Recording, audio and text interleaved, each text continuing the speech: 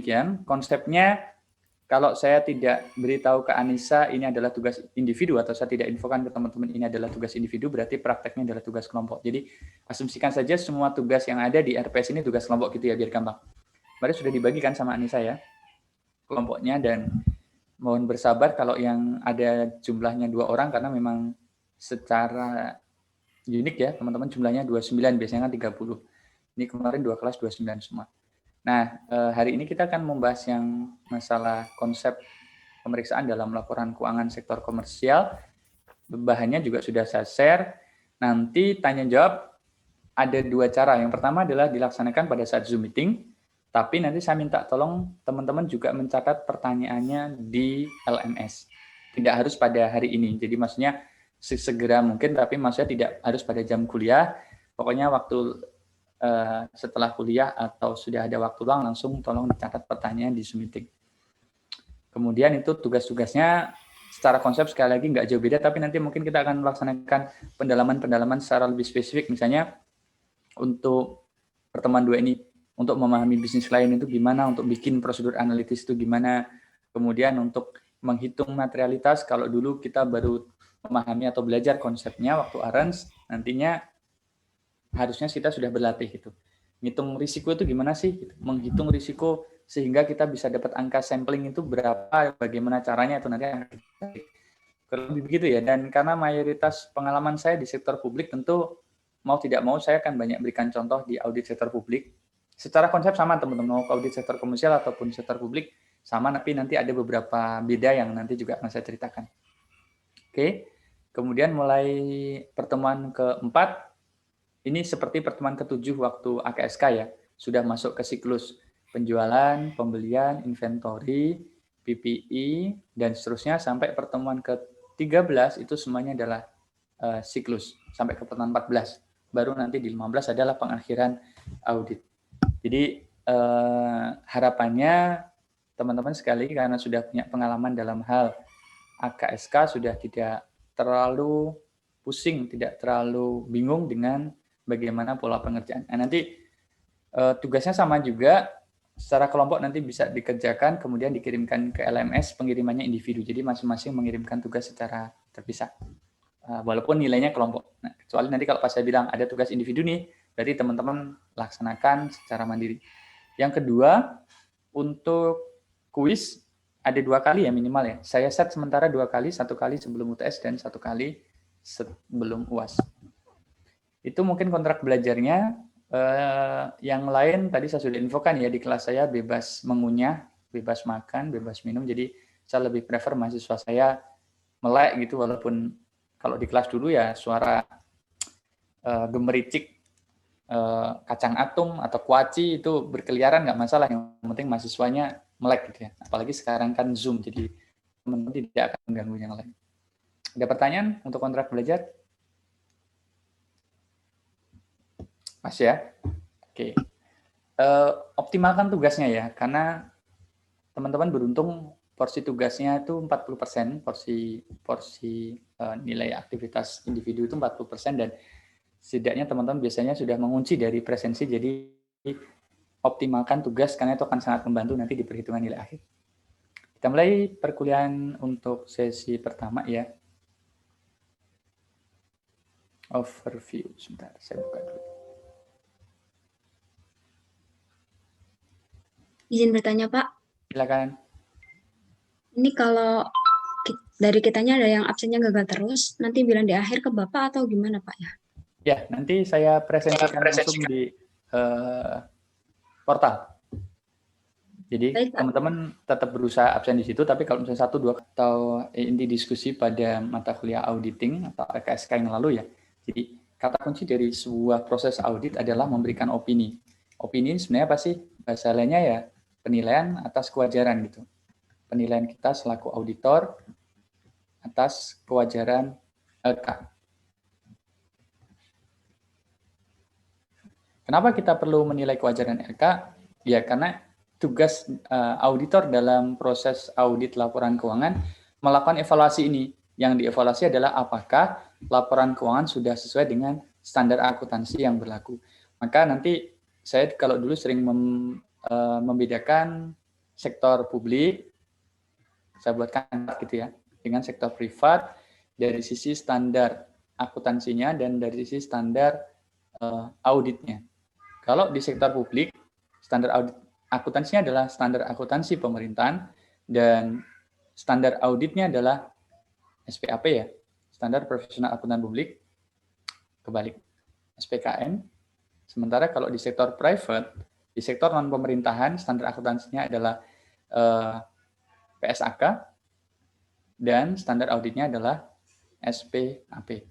Maka dua hal ini teman-teman harus sudah sangat paham untuk membedakannya. Jadi kalau selaku auditor kita mau mengauditnya dengan cara apa, berarti kita bicarakan adalah standar auditnya dan kita mengaudit mana. Kalau yang kita audit adalah entitas-entitas di swasta, privat, non pemerintahan termasuk BUMN, berarti kita harus menggunakan PSAK sebagai kriteria akuntansinya dan SPAP sebagai kriteria untuk melaksanakan auditnya.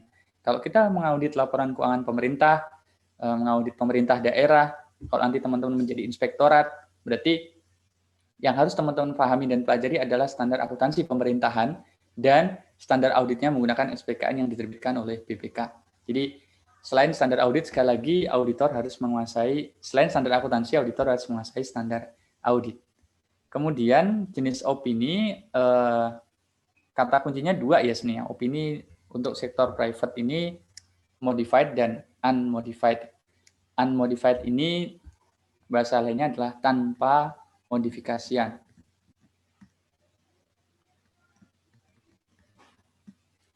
Dulu, sekarang sih masih digunakan istilah ini ya, tapi awal-awal atau dulunya termasuk di sektor publik masih menggunakan istilah WTP, wajar tanpa pengecualian atau unqualified.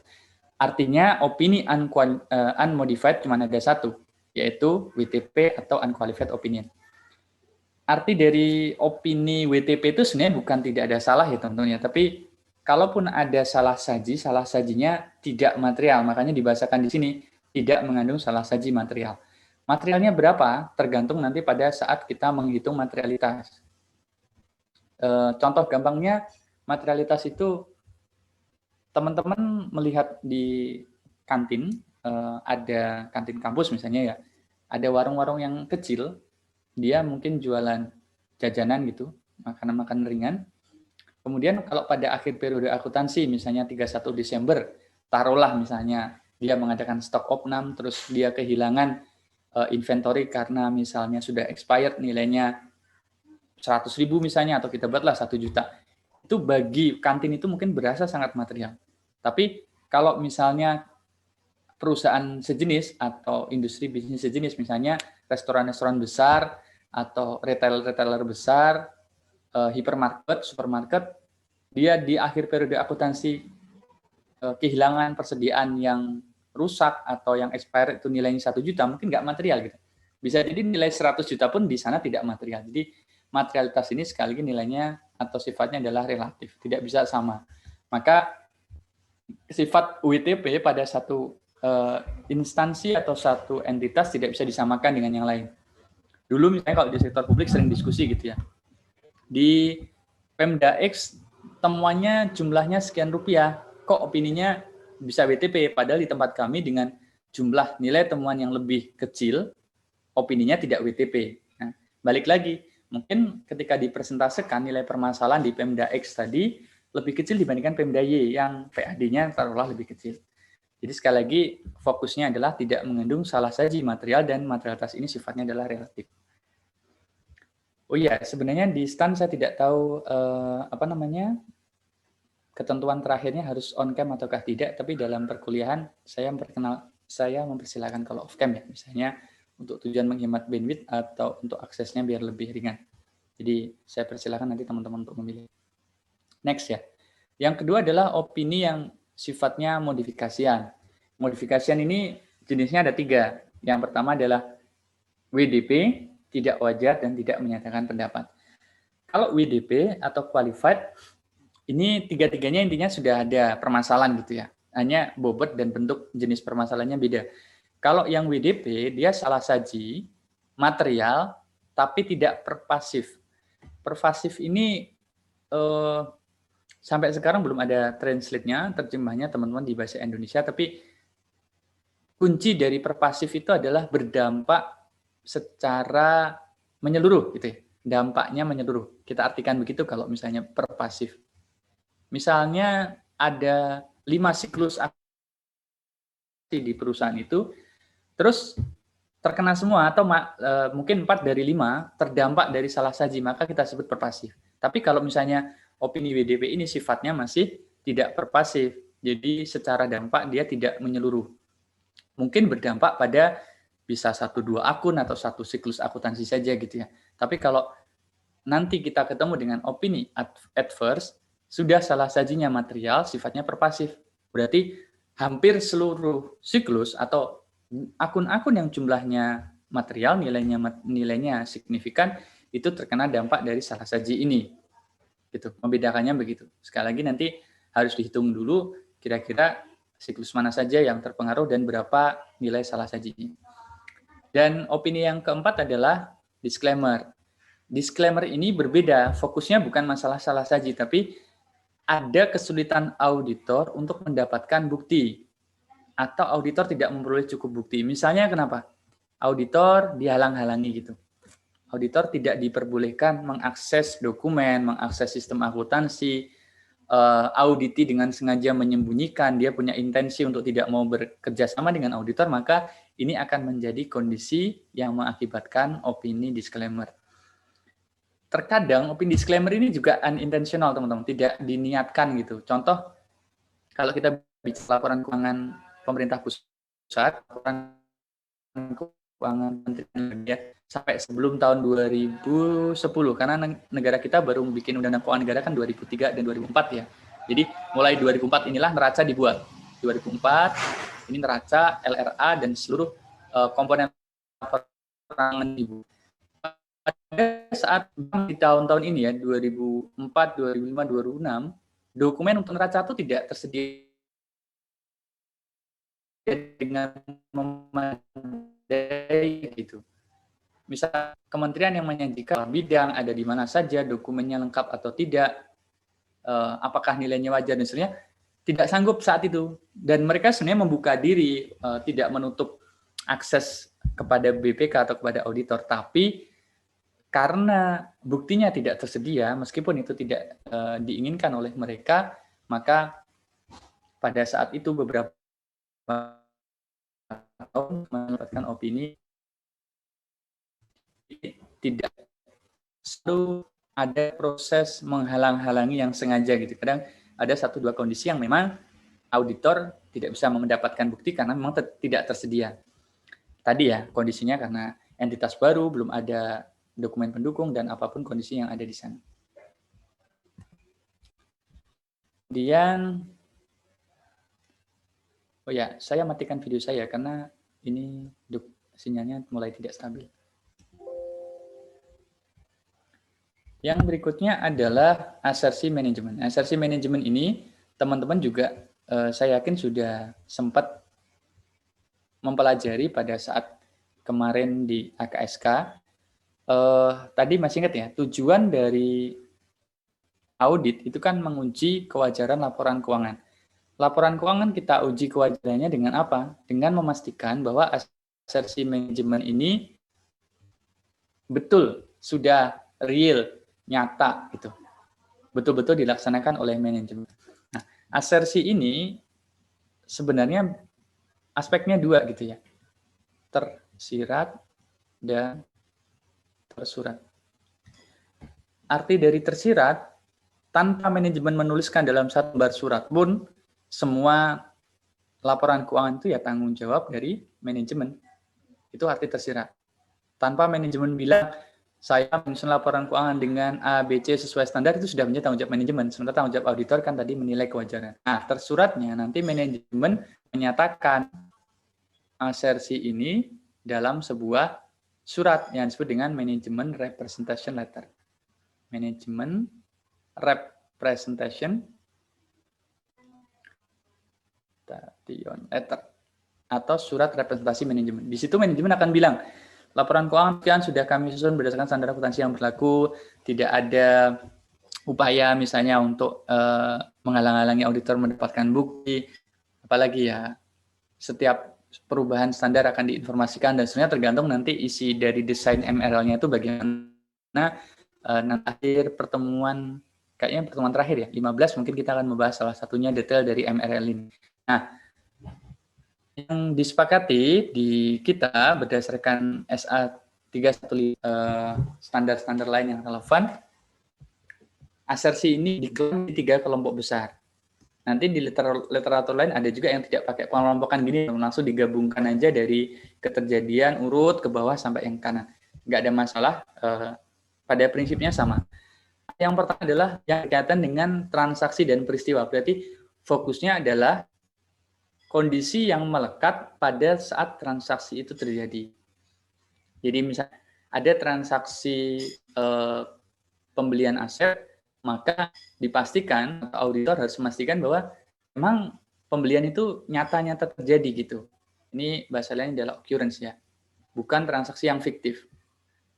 Betul-betul pas kita uji dokumennya itu ada yang dokumen yang menunjukkan bahwa transaksi itu terjadi. Kita ketemu dengan voucher, ketemu dengan purchase order, delivery order, dan seterusnya dokumen terkaitnya. Kemudian dokumennya lengkap, yang tadi saya sebutkan secara konsep, apapun dokumen yang diperlukan untuk mencatat ke laporan keuangan sudah ada.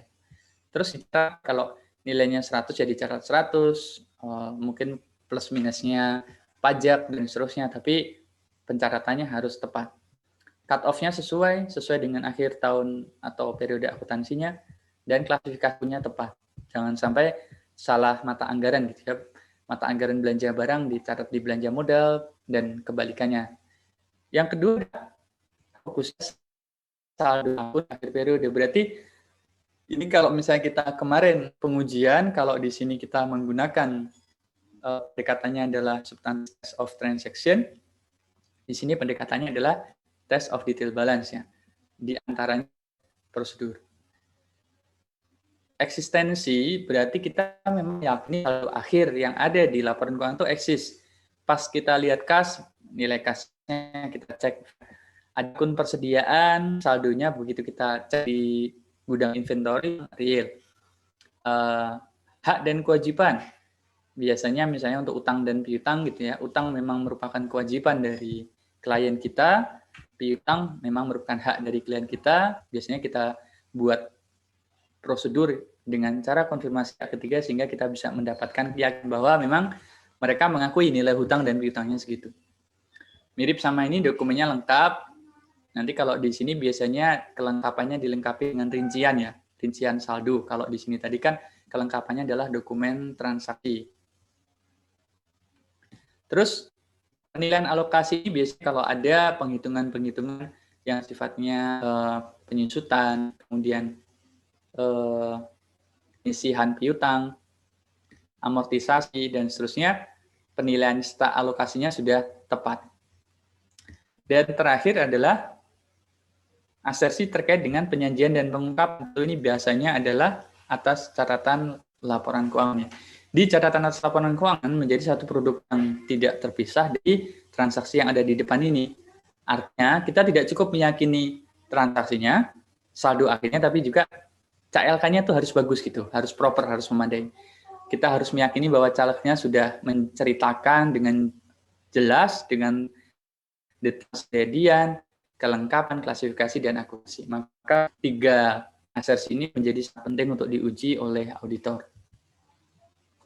Kemudian saya sudah memberikan link pengayaan untuk materi audit evidence ya, yang dari PPT-nya Arens ke-6 kalau tidak salah. Masih ingat tadi ya, tujuan audit itu kan auditor memberikan opini. Opini ini dilaksanakan dengan cara menilai kewajaran laporan keuangan. Apa yang dinilai atau bagaimana menilainya, membandingkan antara kondisi dengan kriteria, atau bahasa lainnya adalah standar. Ini kita evaluasi, inilah proses audit, mengevaluasi antara kondisi dengan kriteria. Nah, setelah kita mengevaluasi, kita bisa menyatakan, oh ada salah saji, ada pencatatan yang tidak tepat, ada kesalahan penganggaran, kita perlu jurnal dan seterusnya, kita perlu berikan bukti di sini. Bukti audit yang itu akan memperkuat simpulan dalam bentuk kalau laporan keuangan nanti untuk opini. Kalau lain ya simpulan lainnya apa? Misalnya ada audit kinerja, ada audit dengan tujuan tertentu atau pemeriksaan dengan tujuan tertentu, ada audit compliance, tentu simpulannya beda. Tapi dalam konteks kita belajar audit laporan keuangan, kita harus memberikan opini sebagai tujuan akhir laporan keuangan. Balik ke sini tadi. Untuk mengevaluasi kondisi dan integritas, sekali lagi auditor harus memperoleh bukti gitu. Jangan sampai nanti kita ditanya ya, mau apa? Kita memberikan opini WDP, buktinya apa? Ya, menurut pengamatan saya atau menurut analis saya hanya kita bisa jelaskan secara lisan, maka itu tidak menjadi audit yang bagus gitu ya. Kalau kita hanya simpulannya lisan saja, tidak ada bukti tertulisnya. Maka harus ada bukti yang memadai sehingga audit kita dinyatakan baik. Nah, bukti audit ini nanti adalah sebagai dasar penarikan simpulan atau basis opini. Bisa kita peroleh dari internal, berarti kita peroleh dari manajemen. Eksternal berarti dari pihak ketiga. Kalau yang internal ini seperti kemarin ya, kalau di AKSK ada tulisan biasanya PBC, prepared by client, atau disiapkan, dibuat oleh klien. Kalau eksternal, ya kita bisa dapat dari bank pada saat konfirmasi, kita bersurat kepada debitur atau kreditur untuk konfirmasi utang piutang gitu ya, dan seterusnya. Pokoknya siapapun dari pihak lain, vendor, customer, itu berarti bukti eksternal. Ketika nanti kita sudah mengumpulkan bukti audit, simpulannya kita simpan dalam kertas kerja pemeriksaan atau kertas kerja audit, atau disebut juga dengan audit working paper. Nah, kalau mendengar setelah KKA, KKP, atau AWP ini semuanya sama ya, artinya adalah kertas kerja. Dan masih ingat ya, 4 unsur yang kemarin, untuk menyimpulkan opini atau untuk menyusun simpulan dalam bentuk opini, pada mengumpulkan bukti itu kita harus mempertimbangkan prosedur apa yang dipakai, berapa jumlah sampelnya, ketika ketemu jumlah sampel, berapa bukti yang mau diambil per sampel tadi, dan kapan pengunjungnya, awal periode, tengah atau ke akhir tahun, atau awal audit, pertengahan audit, akhir audit, dan seterusnya. Nanti beberapa dari sini akan kita lihat di slide berikutnya. Yang perlu juga difahami oleh auditor bahwa bukti ini tidak harus berupa catatan sifatnya angka-angka dalam laporan. Tidak hanya berupa sifatnya adalah catatan akuntansi semata, tapi juga informasi lain. Contoh informasi lain, sekarang posisi dunia global, tentu termasuk Indonesia, sedang ada COVID. Kita mau lihat tren industri yang kita periksa, misalnya kita meriksa industri penerbangan atau industri transportasi. Sekarang posisi industri global untuk transportasi di dunia ini terdampak nggak sih dengan COVID? Secara tren dia turun ataukah naik gitu? Dan kita akan komparasikan dengan klien. Klien industrinya sama, ini turun ataukah juga naik gitu? Kalau turun kenapa? Kalau naik kenapa? Ini informasi-informasi lain yang sifatnya kualitatif, tidak harus berupa angka dalam laporan keuangan. Terus misalnya ada regulasi-regulasi baru dari pemerintah atau dari regulator, itu juga bisa masuk dalam informasi lainnya. Yang lain yang ada di perusahaan sendiri ya sifatnya SOP, kebijakan, struktur organisasi, dan lain-lain yang biasanya kita gunakan untuk pada saat pemahaman entitas ya, understanding the entity and environment, the entity UE biasanya disingkatnya, struktur organisasi, siapa pemegang saham, ADART, pendirian perusahaan, dan seterusnya. Ini semuanya menjadi informasi yang relevan untuk kita buat sebagai bukti. Jadi tidak hanya kita melihat neraca, laba rugi, LO, kemudian CALK, nggak cuma ini, tapi juga informasi lainnya. Nah, di slide dan YouTube yang saya share, saya juga sudah jelaskan masalah, masih ingat nggak istilah ini? Persuasivitas bukti yang persuasif, bukti baik, harus memenuhi 2 unsur ya, yaitu ketepatan dan kecukupan. Unsurnya ada 2 ya. Appropriateness, ini bicara soal ketepatan. Ini biasanya bicaranya soal kualitas dan juga sufficiency. Sufficiency ini bicara soal kuantitas atau jumlah ya. Jumlah buktinya berapa, memadai ataukah tidak, itu sufficient. Kalau buktinya tepat ataukah tidak secara kualitatif, relevan ataukah tidak, itu bicara soal ketepatan atau appropriateness. Nah, kualitas sebagai unsur pertama dari persuasivitas bukti tadi ada dua unsurnya, yaitu relevan dan andal. Sementara kalau cukup secara kuantitas biasanya disebut jumlahnya harus memadai, bukan sedikit atau bukan banyak gitu, karena sedikit atau banyak lagi sesuai dengan materialitasnya tadi. Tapi yang dinyatakan kuantitas bukti yang diperlukan auditor adalah ketika jumlahnya sudah memadai. Memadai nanti kita akan ukur dengan penghitungan risiko, berapa sih jumlah yang memadai untuk satu akun tertentu. Sehingga kita menghitung berapa kuantitas yang diperlukan, nanti kita harus melaksanakan risk assessment ya. Risk assessment ini nanti kita akan menghitung berbagai unsur, misalnya menghitung materialitas, menghitung inherent risk, control risk, audit acceptable risk, dan seterusnya, untuk mendapatkan simpulan berapa jumlah yang diperlukan. Penjelasan lebih detailnya pertama tadi ya, masih ingat masalah tepat tadi unsurnya 2 ya. Tepat tadi unsurnya relevan. Nah, arti relevan itu adalah berkaitan dengan tujuan dan prosedur audit ya. Jadi kalau misalnya kita mau menguji keterjadian piutang, maka sebenarnya prosedur audit konfirmasi bukan menjadi prosedur yang relevan, karena prosedur konfirmasi itu lebih relevan, lebih tepat untuk tujuan prosedur audit pengujian tes detail balance. Kalau kita mengujinya untuk tujuannya tadi substantif test of transaction, memastikan ada atau tidaknya piutang, berarti yang kita pastikan adalah keterjadian transaksi penjualan secara kredit gitu.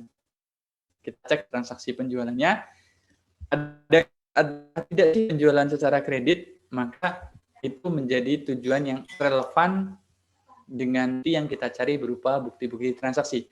Tapi kalau tujuan prosedurnya adalah kita menguji saldo akhir, maka bukti yang dibutuhkan adalah hasil dari konfirmasi kepada pihak ketiga. Jadi, meskipun akun sama, kita harus menentukan dulu mana tujuan prosedurnya, dan kemudian mana relevansinya, baru nanti buktinya kita ambil. Sehingga di sini suatu bukti dengan relevan untuk pengujian satu asersi belum relevan untuk asersi yang lain. Seperti ini tadi ya.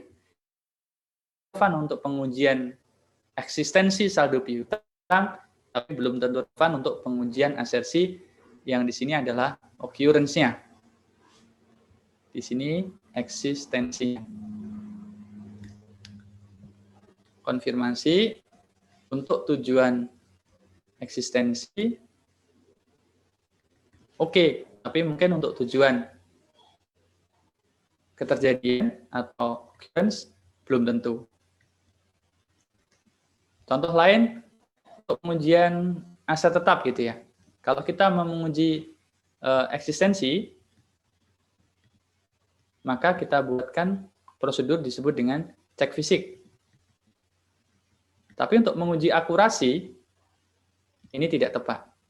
Nah, itu contohnya. Jadi relevansinya kita harus cek. Kalau akurasi aset tetap gimana? Ya kita harus menghitung saldo aset tetap, rekalkulasi dan seterusnya, tidak menggunakan prosedur cek fisik. Tapi untuk memastikan bahwa pada periode akurasi itu ada secara kuantitasnya benar, maka kita perlu melaksanakan penghitungan secara fisik.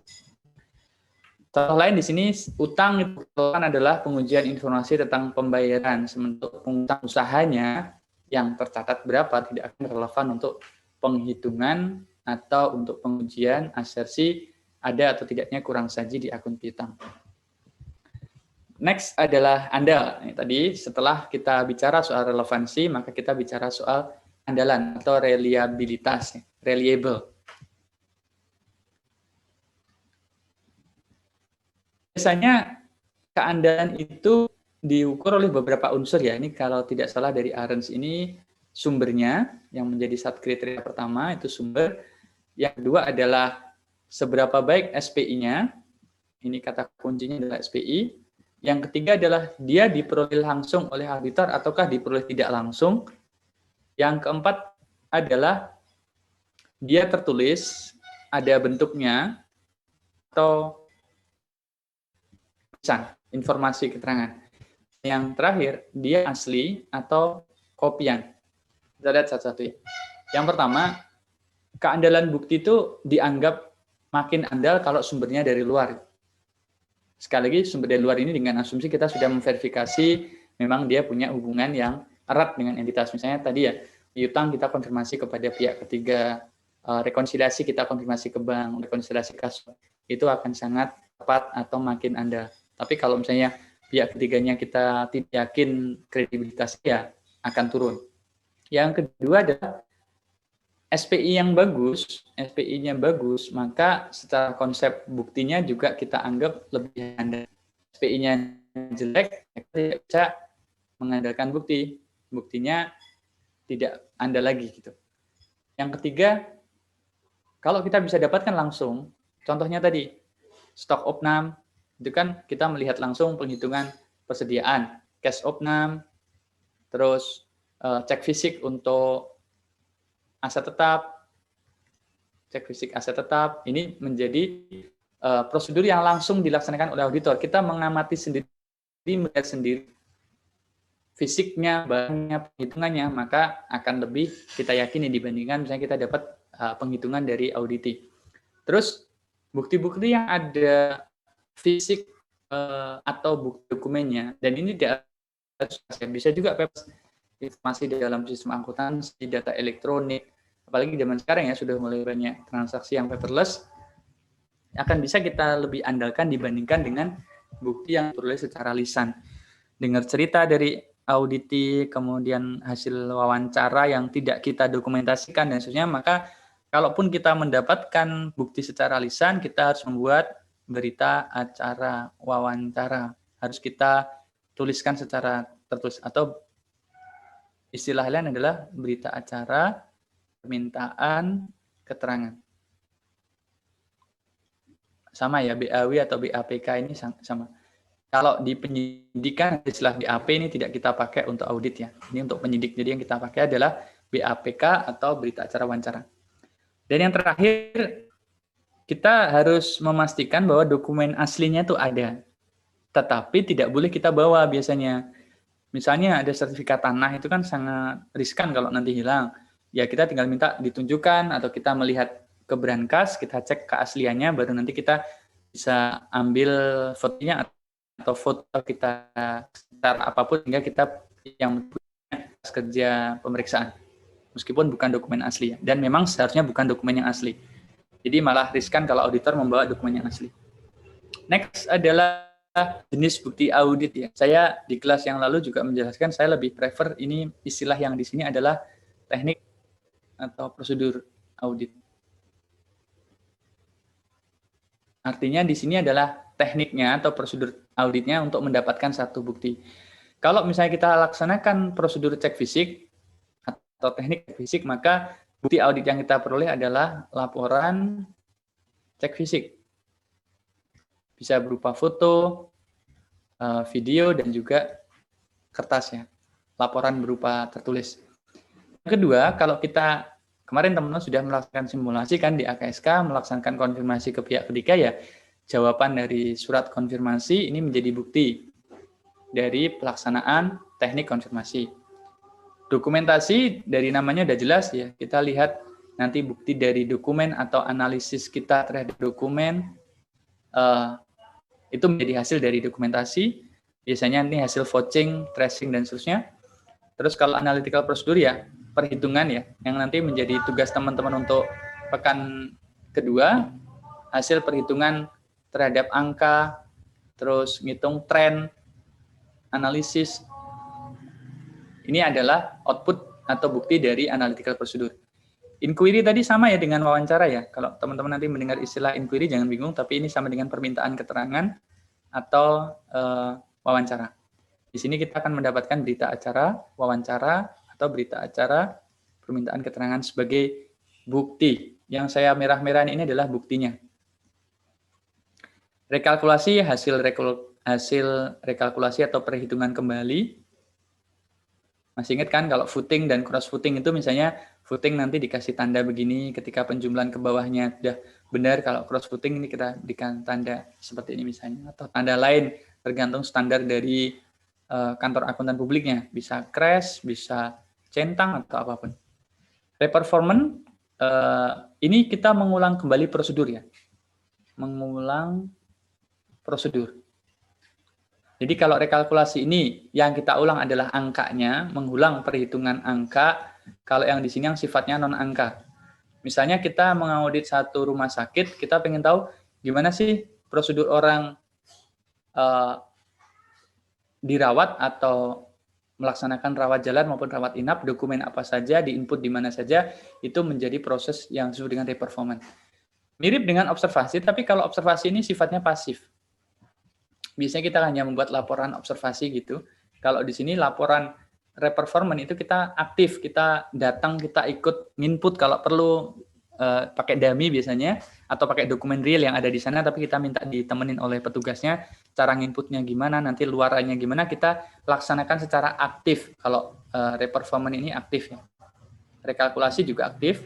Kalau observasi ini pasif, kita hanya mengamati, melihat dari kejauhan apa yang terjadi, nanti kita akan lihat.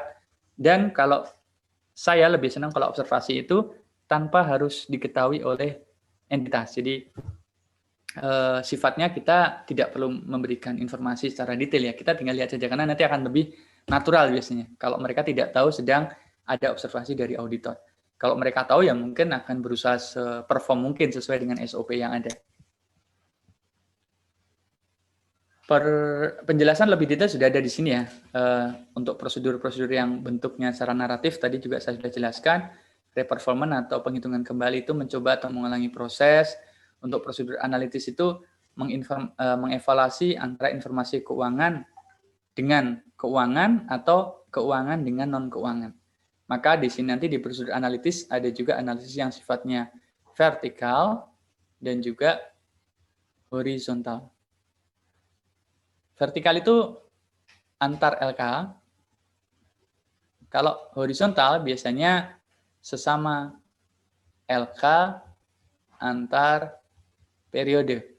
Misalnya LRA tahun lalu kita bandingkan dengan RA sekarang, atau laporan laba rugi 3 tahun terakhir kita lihat trennya itu analisis horizontal. Tapi kalau analisis vertikal misalnya kita lihat tren aset tetap dibandingkan total aset keseluruhan, bagaimana persentasenya, atau kita juga bisa bandingkan misalnya belanja modal apakah sudah inline dengan penambahan aset di neraca dengan belanja modal di laporan laba rugi.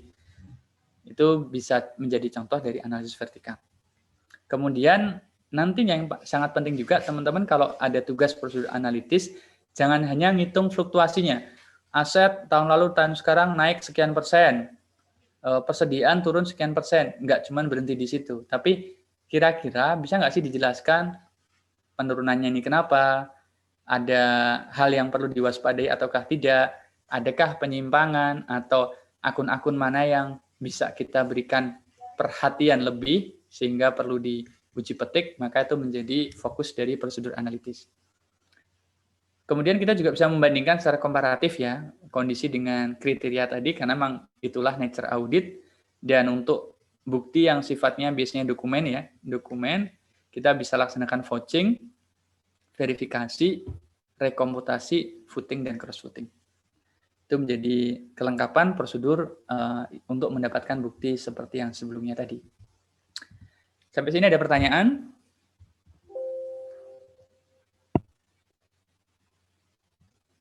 Ada yang mau bertanya?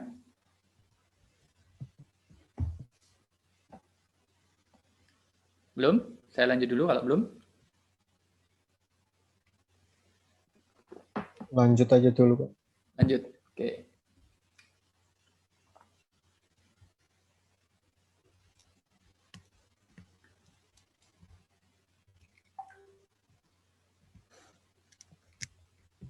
pada saat kita memulai audit, masih ingat urutan prosedurnya ya? Analytical prosedur awal. Habis analytical prosedur awal itu kita melaksanakan test of control. Habis itu kita substantive test of transaction, kemudian test of detail balance ya, atau TDB. Salah satu unsur yang paling penting dalam proses audit adalah pengujian pengendalian atau test of control. Kenapa? Karena untuk memastikan laporan keuangan itu dihasilkan dari SPI yang bagus, kita harus menguji dulu. Pengujian inilah disebut dengan pengujian efektivitas SPI. Untuk meyakini bahwa SPI-nya ini efektif ataukah tidak. Ini untuk kita jawab dari TOC. Jadi inti dari TOC itu adalah meyakini bahwa SPI-nya bagus, efektif ataukah tidak. Jadi kita harus memahami dulu SPI-nya bagaimana dengan biasanya kita bisa laksanakan dengan pemberian kuesioner, kita bisa wawancara, kita bisa baca dokumen, dan seterusnya. Banyak cara yang bisa kita ambil untuk memastikan desain dari SPI entitas. Dan pengendalian intern ini secara konsep ada dua utamanya. Satu desain, yang kedua adalah aplikasi. Desain ini bicara soal aturan, tata kelola, kebijakan. Nah, nanti aplikasi dalam prosedur yang lebih teknis dalam sistem akuntansi, dalam ketentuan dan seterusnya, bisa menggunakan aplikasi ini. Dan pengujian pengendalian tadi sekali lagi disebut dengan TOC atau Test of Control. Saya tambahkan sedikit di sini. Test of Control ini sangat penting untuk menentukan seberapa banyak substantif tes akan kita laksanakan ya. Kalau hasil Test of Control kita menunjukkan bahwa SPI entitas ini bagus atau control risk-nya berarti sedikit atau rendah, kita bisa membuat substantif tes transaksinya sedikit. Artinya kita bisa menganggap akun itu sudah dicatat dengan SPI yang baik, SPI yang memadai, sehingga tidak perlu banyak diuji petik. Sebaliknya, kalau kita menemukan SPI-nya untuk akun atau siklus tertentu itu rendah atau buruk SPI-nya, sehingga kontrol risk-nya tinggi, maka kita perlu perdalam audit kita dengan membuat substantif tes yang banyak, mendalam, artinya sampelnya lebih banyak. Gitu. Simpulan dari TOC adalah, sekali lagi, dia akan menghasilkan sampel yang sedikit karena SPI-nya bagus, atau sampel yang banyak pada saat STT karena SPI-nya buruk. Tahapan audit beberapa teori ya, ada versi highest. Ini saya yakin teman-teman sudah membahas di AKSK, nanti saya berikan highlight saja mana yang berbeda dengan sektor publik. Tahapan inilah yang tidak ada di sektor publik ya, di client acceptance. Kenapa? Karena kalau sektor publik rata-rata sudah mendapatkan mandat ya, apalagi di Indonesia gitu. Kalau BPK sudah punya undang-undang dari mulai diatur di Undang-Undang Dasar 45 Pasal 23, Undang-Undang Keuangan Negara, Undang-Undang Pengelolaan Pemeriksaan Keuangan Negara, Undang-Undang BPK, semuanya sudah diberikan mandat bahwa BPK harus melaksanakan audit, terutama atas laporan keuangan itu mandatori. Kalau yang lain itu BPK berwenang, maka tidak perlu lagi nanti ada persetujuan dari klien untuk seperti ini. Tetap melaksanakan pengujian background klien pasti kondisi etis, tapi itu nanti masuk di bagian yang di sini. Kalau di sektor publik, ini yang di sini masuk di bagian understanding entity and its environment yang tadi saya berikan istilah UTE. Nah, kalau di sektor privat ini penting untuk dilaksanakan sebelum memutuskan untuk menerima tidaknya penugasan dari klien atau tawaran klien. Bagaimana kondisi background klien, etika mereka gimana, ada lagi kasus hukum ataukah tidak. Seperti sekarang misalnya ada beberapa perusahaan asuransi yang lagi disorot publik, maka terlalu berisiko kalau misalnya kantor akuntan publik masuk ke sana. Kemudian ada pertimbangan profesional lain, termasuk nanti untuk kita punya pengalaman nggak terdahulu. Ini auditor predecessor ini adalah ada auditor terdahulu ataukah tidak. Apakah kita tahun lalu sudah meriksa klien itu, berarti kita punya pengalaman, atau kalau bukan kita auditornya, berarti kita perlu komunikasi dengan auditor pendahulunya, auditor pendahulu. Dan kita menguji atau mempelajari proposal dari klien, staffingnya memadai ataukah tidak, sampai membuat engagement letter atau surat perikatannya. Kalau ini sudah selesai dan diputuskan bahwa oke, terima penugasan dari klien, lanjut ke phase 2, ini kita sebut dengan perencanaan, ini biasanya kita sebut dengan tahapan pelaksanaan, ini kita sebut dengan pelaporan. Detailnya saya tidak perlu sampaikan lagi. Yang kedua, versinya Arens juga mirip, tapi yang membedakan di sini pre-auditnya, kalau yang tadi yang di highest disebut dengan client acceptance tadi ya, bahasanya itu dilaksanakan pada saat sebelum phase 1 ini. Jadi kalau di Arens, dia tidak ada tahapan khusus untuk client acceptance. Mulainya langsung planning di sini. Ini planning, di sini pelaksanaan atau executing ya. Di executing ini dibagi dua, untuk TOC dan STOT. Di sini untuk analytical procedure dan TDB. Dua-duanya ini sebenarnya sama ya. Ini pelaksanaan juga, dan ini adalah pelaporan. Yang ketiga adalah versi Atlas ya. Atlas ini format atau tahapan atau kertas kerja yang disiapkan oleh Kementerian Keuangan ya untuk pembimbingan terhadap kantor akuntan publik ya. Di Kementerian Keuangan itu ada PPAJP namanya, pusat yang mengurusi akuntan publik dan menyiapkan satu format template prosedur KKP dan seterusnya. Namanya adalah Atlas. Ini pra-perikatannya pakai istilah di tempatnya Arens tadi, tapi versi highest-nya juga ada di sini ya. Highest tadi yang masalah disebut dengan client acceptance yang di sini. Kemudian di sini adalah perencanaan dengan cara risk assessment. Ini pelaksanaan dan ini adalah pelaporan. Pada intinya mirip secara tahapan, cuma nanti detail di dalamnya istilahnya dan gambarannya dipisah-pisah gitu teman-teman. Jadi tidak perlu dipusingkan seperti apa, yang penting kunci utama dari audit itu 3 ini ya. Pelaksanaan, perencanaan, pelaksanaan, dan pelaporan. Kita lihat di sini, yang tadi sudah kita bahas di awal adalah pre-engagement. Ini berarti menggunakan versinya Atlas ya. Risk assessment, yang paling penting ketika risk assessment nanti outputnya adalah bisa menyusun prosedur audit atau dokumen audit planning. Nanti ini sama dengan prosedur audit. Maka tahapan yang pertama adalah UTI tadi, kita perlu memahami gambaran umum klien. Kita laksanakan prosedur analisis awal, ini biasanya untuk melihat tren laporan keuangan klien beberapa tahun terakhir, atau dibandingkan dengan industri sejenis, atau dibandingkan juga dengan kompetitor. Misalnya, industri sejenis trennya lagi naik kok klien kita turun. Kenapa? Industri sejenis sedang turun tapi kok klien kita naik. Kita perlu juga melihat, tidak serta-merta langsung menganggap itu sebagai sebuah prestasi yang tidak kita uji, tapi kita perlu skeptis intinya, melihat gambarannya secara real gimana. Tingkat materialitas nanti kita bahas di pertemuan berapa ya? 3 kalau nggak salah ya. Menghitung inherent risk, control risk, baik di level entitas maupun level asersi atau level siklus atau akun. Kemudian menghitung materialitas, nanti juga akan ada praktikumnya, menghitung materialitas bagaimana. Dan ujung dari risk assessment atau tahapan perencanaan adalah menyusun prosedur audit. Setelah itu untuk pengujian, sama lah ya di beberapa tahapan tadi, TOC, STOT, TDB, dan juga analytical procedure pada saat perencanaan. Nanti akan kita buatkan lead dan supporting schedule di sana. Output terakhir dari reporting adalah laporan auditor independen.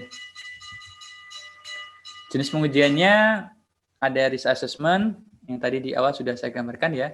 Hitung inherent risk, control risk, audit acceptable risk. Untuk TOC atau pengujian pengendalian nanti untuk memastikan bahwa SPI-nya baik atau efektif ataukah tidak.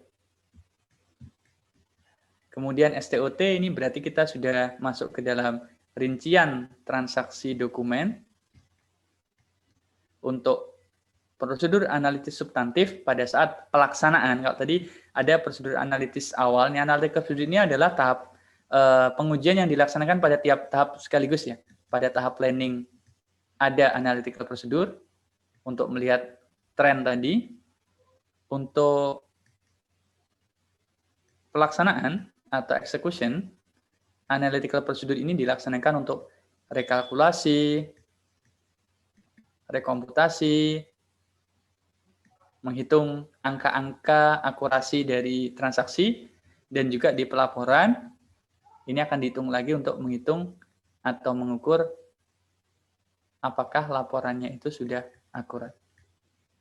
Laporan yang disusun oleh auditor ya maksudnya. Jadi kalau di pelaporan ini berarti analytical procedure akan digunakan untuk menghitung misalnya saldo awal ditambah adjusting jurnal ya atau jurnal koreksi, apakah sudah sama dengan saldo akhir, sudah tepat atau belum. Ini contoh dari analytical procedure yang sederhana pada tahap pelaporan. Kalau yang di sini ini menjadi bagian dari pengujian di pelaksanaan saat STOT. Terakhir adalah test of detail balance yang tadi asersinya juga sudah kita bahas di awal. Next, ini mengulang yang tadi ya, tujuan pengendalian sudah, ini sudah, dicek nanti desainnya secara kebijakan ada ataukah tidak, dan kebijakannya sudah efektif ataukah belum. Kemudian jika ada aplikasi-aplikasi sifatnya sistem informasi akuntansi, computerized, dan seterusnya, apakah sudah sesuai dengan desain. Prosedur dan proses audit yang bisa kita laksanakan banyak sekali, dari mulai observasi, inquiry, vouching, sequence checking, direct examination, dan juga tracing. Ini penjelasannya ya. Observasi tadi saya bilang, kita mengamati secara pasif. Inquiry berarti kita minta wawancara, nanti kita dokumentasikan tertulis. Vouching, menguji dokumen dari transaksi ke dokumen pendukung. Biasanya kalau vouching itu, ini sudah ada angkanya dulu, ya, sudah ada laporannya, atau sudah ada jurnalnya, kita trace ke belakang. Kalau nanti tracing, kebalikannya. Di sini ada dokumen transaksi dulu, kemudian kita trace ke depannya untuk mendapatkan ini catatannya di laporan sudah betul ataukah tidak. Kalau vouching ke belakang. Sequence checking, apakah dokumen print number-nya memang sudah ada dan sudah berurutan. Kemudian direct examination ini teman-teman sudah pernah melaksanakan ya, misalnya dengan cara rekonsiliasi bank, masuk konfirmasi itu juga contoh dari direct examination, cek fisik juga direct examination. Pokoknya yang langsung dilaksanakan auditor, rekalkulasi juga direct examination. Fokus dari, ini masih di test of control ya, ini masih TOC. Fokus dari TOC itu sebenarnya menguji ini teman-teman, apakah ada unsur-unsur pengendalian yang memadai untuk pemisahan fungsi atau segregation of duties, istilahnya SOD. Ada nggak otorisasi dari atasan langsung? Dokumennya lengkap nggak? Dokumennya sudah dinomorin belum? Apakah sudah ada verifikasi dan catatannya sudah tepat ataukah belum? Itu bagian dari tujuan TOC. Nah, nanti TOC ini kita uji pada keseluruhan siklus gitu, terutama siklus-siklus yang penting dan akunnya material. Penjualan, penerimaan kas, penggajian, mungkin di sini juga siklus misalnya pembelian aset tetap, apapun siklus yang ada dan kita merasa siklus itu signifikan, kita perlu uji pengendaliannya. Dan atribut ini akan disesuaikan ke tadi ya, tadi kan ada dua kan, desain dan juga ke aplikasi tadi. Yang di sini tadi, balik ke sini deh. Jadi yang diuji dalam SPI kita cek dulu di desain pengendaliannya dia ini, atributnya apa saja, mungkin tidak seperti ini, bisa jadi lebih sedikit atau lebih banyak, ya kita sesuaikan saja dengan desainnya. Nanti kalau ada yang kurang pas, kita bisa berikan rekomendasi atau masukan. Setelah kita yakin nih tadi, masih ingat ya, output TOC menilai SPI, kalau SPI-nya dia bagus, maka STOT-nya akan sedikit, SPI-nya dia tidak bagus, STOT-nya akan mendalam. Di sini dibedakan substantif tes atas transaksi sama substantif tes atas saldo atau TDB. Ini sebenarnya sama-sama substantif tes sebenarnya ya. Nanti kita membuat list schedule seperti kemarin, kita buat dari sisi akunnya atau kelompok akun, nanti dokumen pendukungnya ada di supporting schedule. Rinciannya, schedule pendukungnya, kemudian angka-angka yang lebih detail, sub-sub akun, dan seterusnya akan masuk di supporting schedule. Dan jangan lupa, kertas kerja yang baik itu harus memuat kesimpulan. Jadi tidak hanya berisi angka, tidak hanya footing cross footing, tapi juga langsung menyajikan simpulan.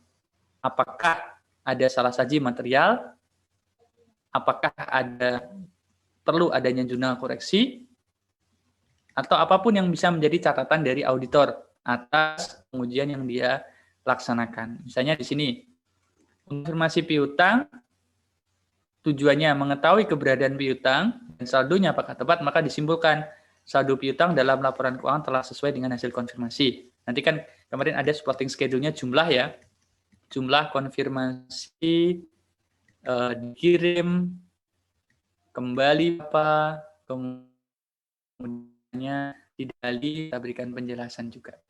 Jadi intinya setiap schedule, baik itu lead schedule maupun supporting schedule, harus diberikan simpulan secara memadai. Oke, demikian untuk materi di pertemuan pertama ini. Silahkan kalau misalnya teman-teman mau ada yang didiskusikan, pengen diperdalam atau ditanyakan, saya persilahkan.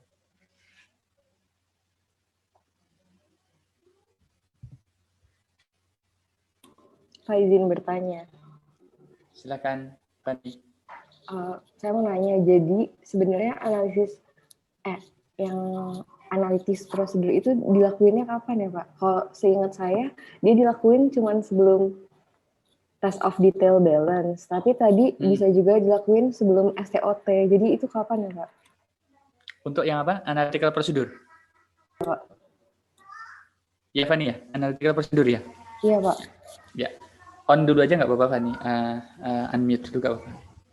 Jadi analytical procedure itu seperti tadi saya jelaskan dilaksanakannya 3 kali Fani. Jadi satu-satunya prosedur yang dilaksanakan pada keseluruhan tahap itu adalah analytical procedure.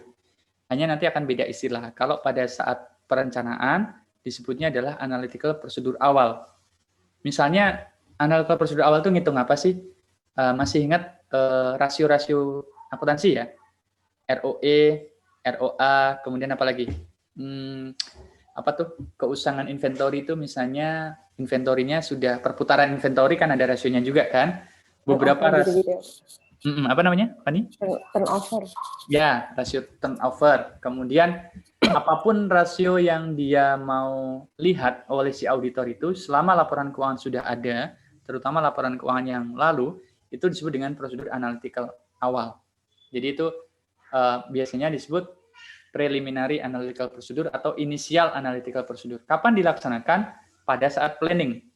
Tujuannya apa? Membuat ekspektasi auditor. Dia auditor pengen bikin semacam prediksi gitu. Kayaknya nih akun-akun yang berisiko A, B, C. Ini jadi tugas teman-teman yang nanti di pertemuan kedua itu adalah prosedur analytical awal untuk melihat perbandingan antar akun. Nah, yang kedua, pada saat substantif test, analytical procedure itu tetap dilaksanakan juga. Contohnya apa? Rekalkulasi, rekomputasi itu adalah contoh dari analytical procedure. Nanti kalau teman-teman sudah belajar pengadaan barang dan jasa, belum pernah dapat mentari, belum pernah belajar. Misalnya kalau kita beli barang, kena PPN sekian persen, PPh sekian persen, tahu ya minimal ya. PPN-nya misalnya 10/110 dari nilai transaksi. Ramadan, Adon tahu ya, PPh-nya misalnya sekian persen, ada yang 2%, ada yang mungkin 1,5% dan seterusnya. Kita memastikan kembali hitungan persentase itu benar atas transaksi itu juga menggunakan analytical procedure. Nah, pada saat pelaksanaan, teman-teman dibantu dengan apa? Dengan TABK. Makanya teman-teman dapat TABK sekarang kan? TABK itu sangat membantu nanti di proses analytical procedure pada tahap pelaksanaan. Nah, terakhir nanti analytical procedure pada tahap pelaporan, ya paling gampang tadi kita sudah punya saldo awal, pengakhiran audit nanti. Pengakhiran audit itu biasanya kita punya dulu saldo awal, auditor sudah nginput, oh jurnal koreksi dari auditor ini, dan usulan dari klien ini, kita hitung, terus kita lihat tren akhir di laporan keuangan itu penggunaan sama juga analytical procedure dalam tahapan pelaporan. Jadi gitu Fani, kesimpulannya tidak tepat kalau analytical procedure hanya digunakan sekali di awal, tapi digunakan pada keseluruhan tahap. Hanya tadi heavy-nya beda gitu, penekanannya kemudian apa ya, fokus dan tujuannya itu beda. Kalau di awal itu melihat tren, kalau di tengah itu bagian dari substantif test untuk kita penghitungan kembali, ngecek kalkulasi angka, klien bener nggak pada saat saldo akhir itu juga ngitung tes detail balance, footing cross footing itu juga prosedur analitis.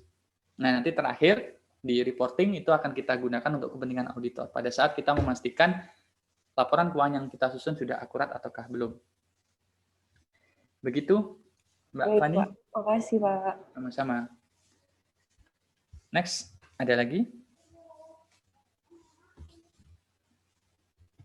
Mohon izin, Pak. Ya, silakan. Mungkin ada dulu. Nina. Silakan, Nina.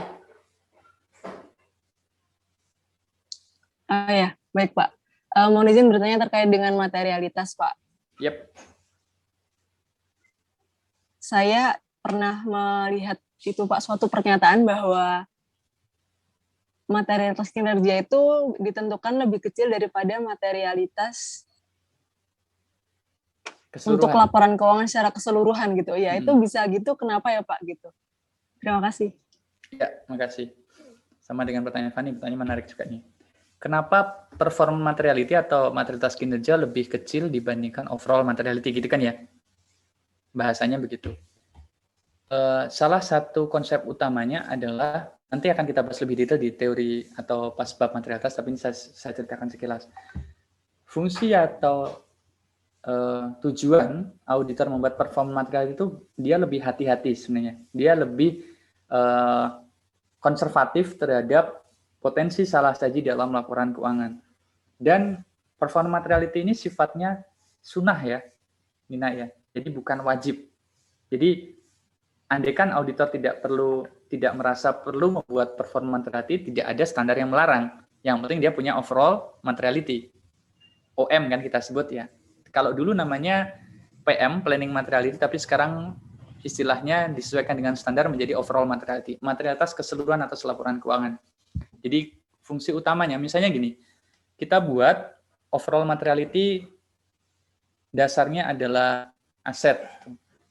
Nilai aset misalnya 100 miliar, kita buat 1%, jadi materialitas yang dapat angka 1 miliar ya. Bisa ngikutin teman-teman? Dasar materialitasnya dari aset, nanti next kita diskusikan dasar materialitas bisa dari apa saja. Anggap sajalah nilai aset 100 miliar, kemudian kita membuat materialitasnya 1%. Berarti nilai materialitasnya adalah 1 miliar. Artinya, kalau kita ketemu salah saji di atas 1 miliar yang tidak bisa dikoreksi, atau manajemen tidak mau mengkoreksi, itu akan berdampak pada opini. Berarti opininya sudah tidak bisa lagi unmodified. Kalau bingung bisa dicatat di catatan masing-masing ya. Jadi misalnya ada salah saji, nilainya 1,5 miliar, tidak bisa dikoreksi, atau manajemen nggak mau koreksi padahal bisa, maka opininya sudah pasti tidak WTP gitu. Mungkin bisa WDP, atau kalau dia berdampaknya nanti perpasif bisa adverse. Kalau dengan angka misalnya 1,5 asumsinya, oke lah kita asumsikan opininya berarti wajar dengan pengecualian. Tapi kalau dia salah sajinya misalnya 900 juta, kan masih di bawah 1 miliar kan? Dikoreksi atau tidak dikoreksi oleh manajemen, kemungkinan besar bisa dapat opini WTP.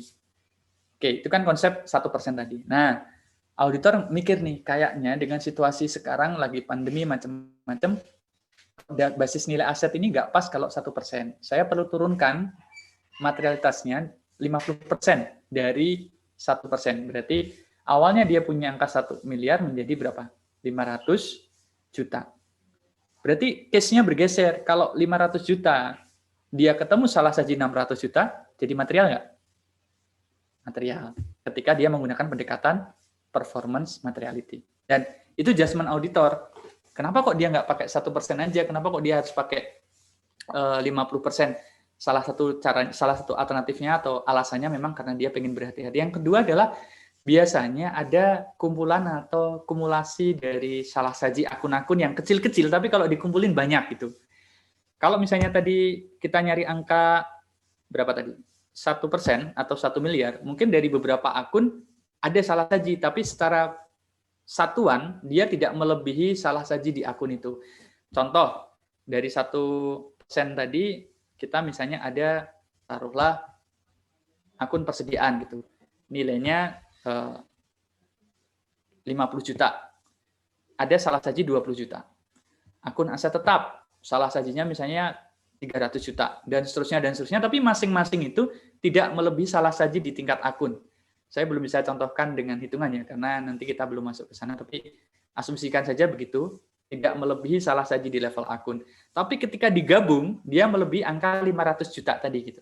300 juta di aset, dijumlahkan salah saji 50 juta di persediaan, dijumlahkan lagi salah saji di misalnya belanja modal, belanja barang, dan seterusnya, ketemulah angka 600. Nah, angka 600 ini kalau kita menggunakan pendekatan 1% tidak akan material, tapi begitu kita menggunakan pendekatan overall performance materiality, yaitu 50% dari total salah saji yang 1% tadi atau 1 miliar tadi, maka nilai kumulatif kesalahan-kesalahan tiap akun yang awalnya kecil-kecil menjadi material atau menjadi signifikan. Begitu penjelasannya Nina, dan nanti mungkin akan lebih mudah pada saat kita buat simulasi ya.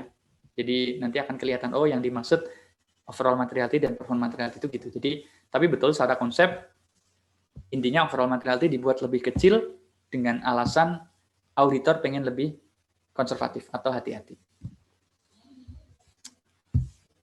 Nina masih ada ataukah kepental? Baik Pak, terima kasih. Sama-sama. Adakah yang lain?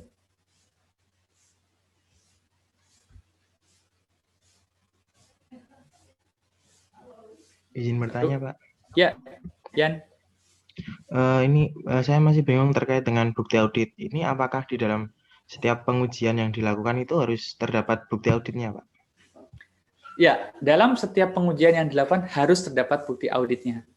Minimal 1. Dan saya kemarin ditanya pertanyaan yang mirip dengan pertanyaan yang haruskah kita melaksanakan semua teknik audit dalam satu prosedur? Tidak. Misalnya tadi, kita menguji aset tetapnya. Apakah kita harus konfirmasi, apalagi rekalkulasi, observasi, wawancara, semua harus dilakukan? Tidak. Mana prosedur yang kita anggap paling relevan untuk menjawab tujuan pengujian kita? Kalau tadi saya bilang, tujuannya untuk menguji eksistensi saldo akhir di saldo akhir periode akuntansi, pendekatan uji petik dengan cara cek fisik mungkin sudah cukup menjawab. Berarti kita bikin laporan cek fisik, hasil penghitungan persediaannya berapa, asetnya berapa, dan seterusnya. Tapi kalau misalnya kita mau menguji piutang, ya berarti prosedur paling tepat apa? Konfirmasi. Aset nggak ada kan prosedur konfirmasi gitu, kecuali asetnya dikuasai pihak ketiga. Artinya tidak harus semua prosedur dilaksanakan, tetapi begitu ada prosedur dilaksanakan, harus ada buktinya.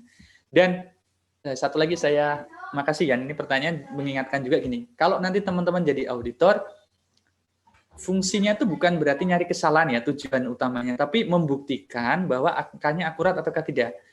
Contoh kemarin balik lagi konfirmasi piutang gitu. Saldo piutangnya manajemen misalnya dia nuliskan 100 juta. Terus kita konfirmasi, hasilnya klop, ya oke, justru itu bagus. Tapi kita tetap punya bukti dong bahwa hasil konfirmasi terhadap misalnya dia punya 10 klien, kebetulan 10-10-nya semuanya menjawab, dan bisa kita yakini dari jawaban itu memang angka saldo piutangnya akurat. Nah, buktinya apa, Ian? Surat konfirmasi tadi, yang menyatakan bahwa memang saya customer klien X mengakui atau setuju bahwa saldo piutang saya sekian.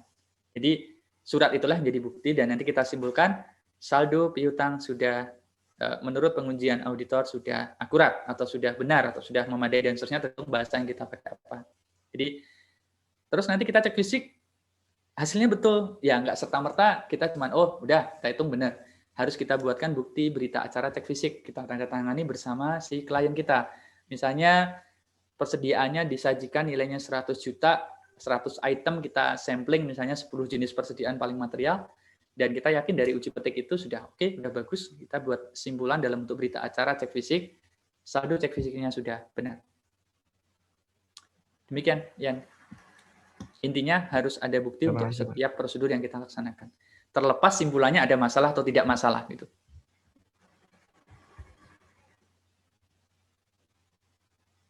Ada lagi? Izin bertanya, Pak. Ya. Meneruskan pertanyaannya Ian tadi, Pak. Ini Pak, saya kan pernah mendengar kalau saat pandemi saat ini tuh banyak KAP yang menerapkan audit jarak jauh. Nah, sebenarnya audit jarak jauh itu nanti akan berpengaruh terhadap ketepatan dan kecukupan bukti atau enggak, Pak? Terima kasih.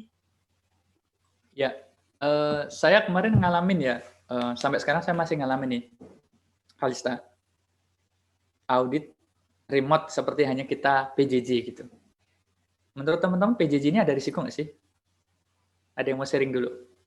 Risiko buat mahasiswa apa? Nggak punya circle, kalau kata di Manifest, aduh, aku nggak punya circle nih, ada yang mau DM aku nggak? Gitu. Ada lagi risiko yang lain nggak? Teman-teman tidak punya... Sangat belajar Putri, nurun. Jaringan, Pak. Semangat belajar nurun. Hilma?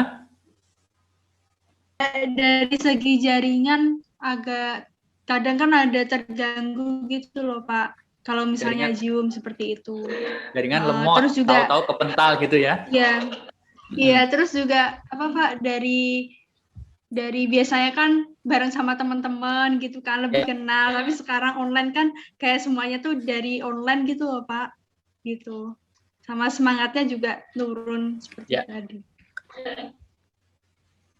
Semangat nurun, jaringannya, tidak punya circle, nggak punya semangat belajar, di rumah belajar, orang tua memandang aneh nih, apa sih kuliah lewat lihat HP mulu, apalagi saya baca lebih ke itu sih Pak, karena kayak gak ada teman aja gitu Pak. Kalau di kosan kan kayak lihat teman itu selalu buka-buka gitu, kayak kita itu mikir gitu Pak, loh, nah ini kok belajar terus, saya enggak kayak gitu Pak, makanya jadi belajar. Ada sesama teman ngambis gitu Putri. Kalau di rumah kita mau ngambis, ibu kita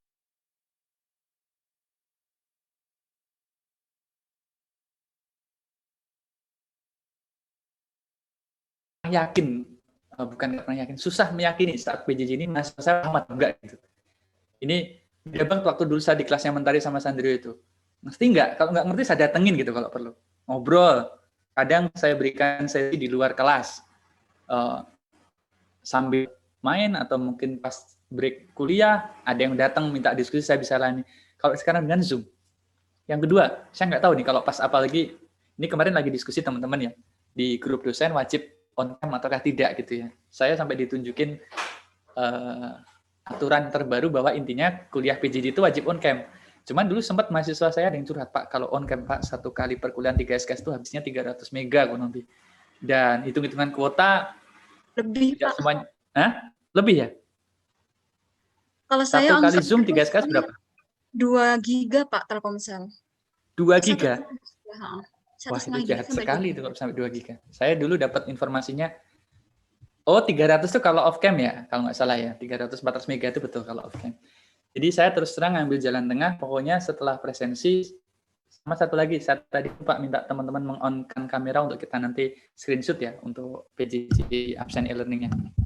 Jadi risiko bagi dosen juga tidak kalah banyak. Misalnya nih, saya minta nih, asumsi teman-teman off cam. Saya nggak tahu nih, Fani, Caroline, Amar ini masih hidup nggak di kuliah saya? Apakah masih ada dan memantau? Ini sih saya yakin ada, bercandain ya Amar, bukan. Ini kalau dia anak teman-teman STAN itu mayoritas insya Allah, saya nih ngajar di kampus lain. Ada yang kurang ngajarnya level dewa gitu ya. Udah selesai presensi, santai aja, live gitu. Jadi saya tinggal bicara dengan komputer saya dan beberapa orang yang ada di situ, saya tidak tahu mereka mendengarkan atau tidak. Itu resiko sangat besar bagi saya seorang pengajar. Ini asersinya kan tidak berat ya. Maksudnya teman-teman nanti bisa saya uji kemampuan teman-teman dengan ujian, dengan kuis. Nah, bayangkan situasi serupa terjadi pada audit. Sorry, tadi yang nanya tadi siapa? Kalista ya. Kita audit mau nguji asersi eksistensi untuk ngitung aset ke tempat entitas kampus, kantornya lockdown karena ada yang COVID. Kemarin kejadian tuh. Saya nggak bisa datang ke sana karena COVID. Terus kita mau minta pengujian jarak jauh, tapi belum seluruh dokumen di-scan. Nah, udah. Wassalam tuh kalau jadi auditor, ngaudit entitas yang secara dokumen tidak siap secara soft copy. Jadi sebenarnya risiko-risiko yang teman-teman alami saat PJJ itu sama dengan risiko yang dialami auditor pada saat PJJ juga ya, pemeriksaan jarak jauh gitu, bukan pembelajaran jarak jauh atau remote audit. Kita tidak bisa menguji asersi dengan sepenuh hati karena wawancara ketemu langsung dengan Zoom beda feel-nya. Seperti hanya saya bilang saya ngajar kelas yang offline dengan online. Tadi malam pada saat saya ketemu teman-teman kelas X5 sekian itu, cerita-cerita soal masa kerja, dunia kerja yang mungkin tidak perlu saya sensor gitu ya, bisa saya ceritakan dengan mudah karena saya ketemunya offline. Kalau online begini saya ngomong harus hati-hati, memberikan nasihat tentu dengan cara yang sangat proper ke teman-teman sehingga tidak bias. Nanti kalau saya cerita sesuatu, pas teman-teman penangkapannya sinyalnya jelek, bahasanya jadi berbeda, maka akan lain maknanya. Pas ngaudit juga gitu, wawancara dengan auditi kok lagi Zoom, aduh susah. Tahu-tahu auditinya live, tahu-tahu saya ngomong sendiri, atau tahu-tahu penjelasannya tidak seperti yang diharapkan. Jadi seringkali kita harus membuat prosedur yang lebih berlapis. Jadi begitu Kalista, selalu dan lebih banyak masalahnya. Tapi lumayan ini sejak beberapa bulan terakhir kan setelah pandeminya berangsur menurun, frekuensi untuk ada baiknya juga, ini blessing juga ya. Dulu entitas-entitas itu terutama entitas pemerintah tidak banyak yang aware terhadap dokumen digital. Jadi dulu semuanya paper based gitu. Kwitansi voucher tuh semuanya di print, ditaruh di outner dan jumlahnya bisa mungkin sekian puluh, atau kalau saya pernah dapat kementerian besar seperti Ristek Dikti itu, satu direktorat jenderal waktu itu bisa mungkin lebih dari 300 outner ya. Satu outner kan segini gitu. Kebayang kan berapa ribu lembar yang harus diperiksa oleh auditor secara paper based dan berapa kertas yang terbuang. Itu kan pemborosan sekali. Nah, dengan sekarang sudah mulai nih dokumen transaksi dibuat elektronik atau kalaupun ada yang paper di scan. Jadi di satu sisi ada kelebihan, biaya auditnya jadi irit, tidak banyak traveling. Kemarin saya ketemu inspektorat yang menjadi partner kami, setahun ini dia tidak perjalanan dinas sama sekali, dan itu bagus dari sisi konsep anggaran jadinya irit, tapi dari sisi tujuan audit banyak yang harus diturunkan ekspektasinya. Seperti hanya saya mengajar, saya menurunkan ekspektasi kepada mahasiswa tidak seperti pada saat mengajar yang offline. Gitu jawabannya. Banyak sekali tantangan masalah. Termasuk risiko keamanan, saya belum sampaikan tadi. Banyak kejadian teman-teman pulang audit COVID gitu. Ada case, atau kebalikan, jadinya isu. Ada teman saya di perwakilan Jawa Timur, sebelum berangkat waktu itu sudah rapid ya, negatif. Begitu ngaudit ke sana, ditemani inspektorat setempat, inspektoratnya negatif, inspektoratnya ada yang positif, dan di berita, yang nggak enak itu, auditor menjadi spread virus COVID di entitas itu. Itu kan fitnah yang sangat keji gitu ya. Itu masuk di berita dan tempat viral beberapa hari sehingga sampai dimintain konfirmasi. Nah, isu-isunya sekali lagi tidak hanya teknis audit, tapi sampai hal yang sifatnya non teknis. Ada juga yang pulang audit akhirnya positif, teman-teman juga ada. Jadi baik risiko secara organisasi ada, risiko secara prosedur ada, risiko secara personal atau kesehatan ada. Demikian jawabannya. Ya Pak, terima kasih Pak. Sama-sama. Masih adakah?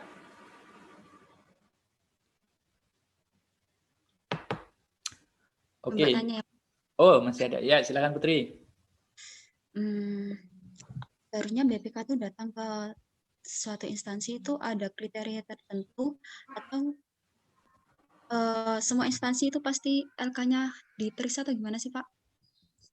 Soalnya ada beberapa yang sampai lolos gitu Pak katanya.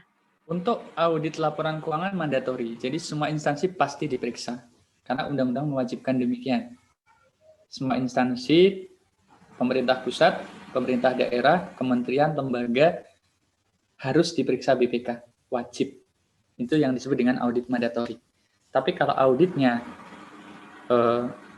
kinerja atau dengan tujuan tertentu, maka kadang ada semacam risk assessment, mana sih instansi yang perlu kita periksa, atau program apa yang lagi penting di masyarakat. Seperti tahun lalu kan, 2020 kan, pemerintah kita mengadakan realokasi anggaran cukup besar untuk penanganan COVID. Maka fokus auditnya saat itu adalah audit penanggulangan COVID. Hampir semua pemerintah daerah dan semua kementerian diaudit topiknya COVID. Isu kedua adalah, apakah ada yang lolos atau mungkin kementeriannya didatengin tapi satkernya nggak didatengin. Saya contohin yang pernah saya periksa yang jumlahnya paling gede dari si entitas itu Kemendikbud Dikti ya. Sekarang udah pecah lagi, balik lagi ke Kemdikbud.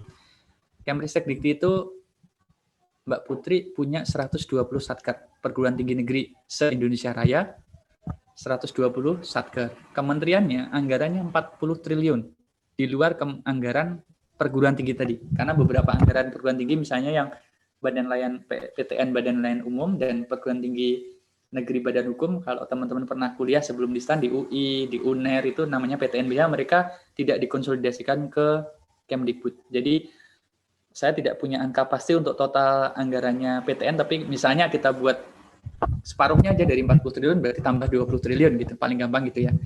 Karena misalnya saya ingat yang Unpad UI aja anggarannya masing-masing itu anggaran pendapatannya 1-2 T, belanjanya juga segitu. Itu baru satu PTN.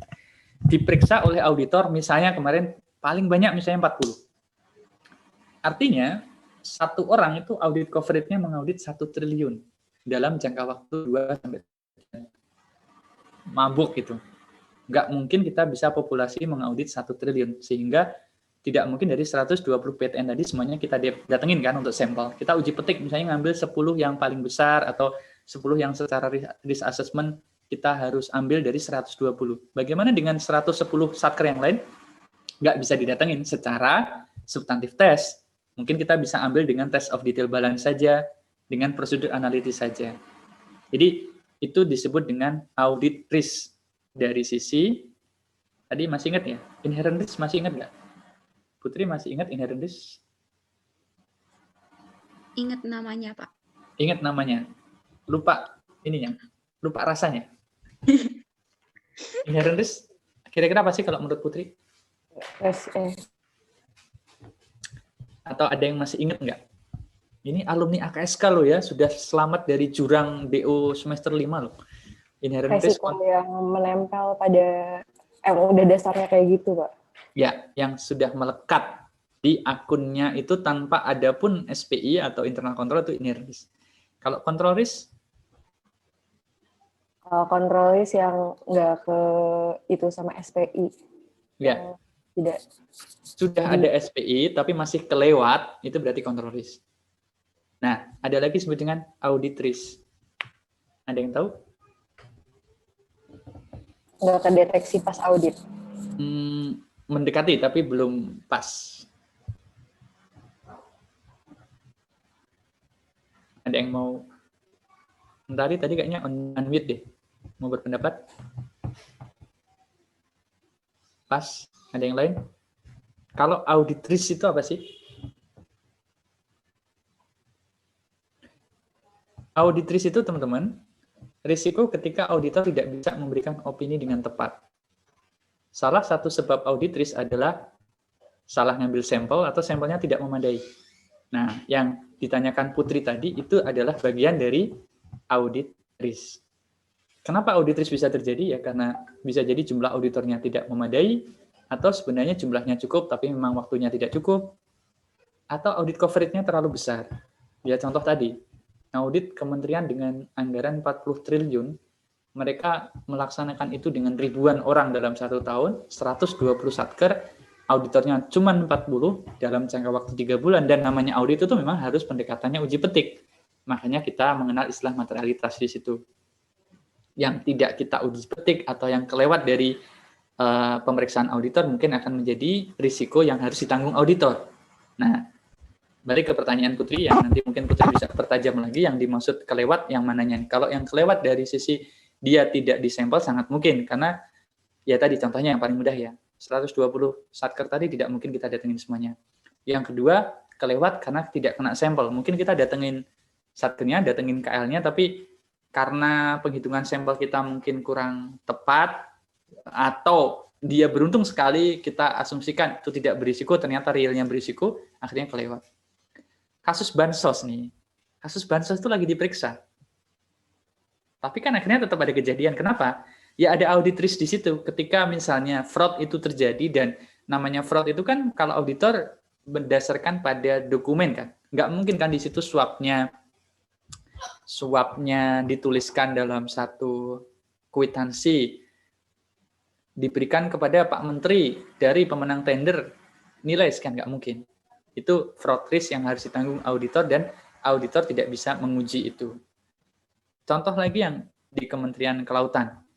Lagi heboh kemarin kan ya, ada pembayaran terhadap 3 SPRI atau sekretaris yang mbak-mbak yang bening-bening itu. Apakah semuanya langsung didokumentasikan dalam laporan keuangan? Ya bisa jadi tidak, karena pembayarannya bukan dari anggaran yang langsung di laporan keuangan, tapi muter gitu, lewat si rekanan yang memenangkan tender misalnya. Itu bagian juga dari fraud risk yang juga harus ditanggung oleh auditor. Dan ada kalanya teman-teman sudah memisahkan mana ranahnya auditor negara, mana ranahnya penegak hukum. Keuntungan dalam tanda kutip yang dimiliki penegak hukum adalah mereka punya fungsi penyidikan, termasuk bisa melakukan satu operasi penyamaran, mereka bisa menyadap. Auditor nggak boleh.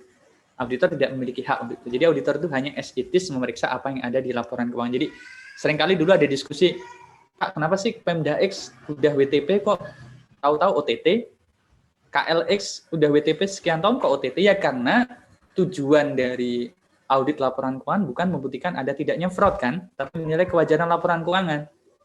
Misalnya dia belanja bansos lah ya, paling gampang contohnya ya. Kementerian ini membelanjakan 1 triliun untuk beli bansos. Pas auditor ngecek 1 triliun ada kwitansinya, barangnya ada, tanda terima untuk distribusi ada, ya akan memenuhi aspek dalam laporan keuangan. Tapi bahwa di 1 triliun itu ada sekian persen fee dari rekanan kepada Pak Menteri atau kolega Pak Menteri, itu menjadi ranah yang sulit untuk dibuktikan oleh auditor. Karena apa? Tidak tampak dalam laporan keuangan. Nggak mungkin, sekali lagi ya. Ada nggak, teman-teman kebayang nggak sih di laporan keuangan ada kwitansi penyerahan fee dari rekanan? Nggak akan mungkin. Begitu Putri. Silahkan kalau ada tanggapan lagi. Ya, terima kasih Pak. Izin tanya Pak. Ya, Amar. Maaf mungkin suara saya agak putus-putus. Yep. Berarti Pak, untuk auditor pembuktian untuk membuktikan fraud itu terbatas gitu ya Pak, cuma terbatas di dokumen ya. Maksudnya dia nggak bisa, auditor nggak bisa menentukan, maksudnya membuktikannya untuk ada fraud itu terbatas banget berarti ya Pak, nggak bisa untuk ke arah sana gitu. Berarti emang terbatas hanya di dokumen yang ada, dan untuk pembuktian ke depannya memang udah ke arah penegak hukum gitu ya Pak?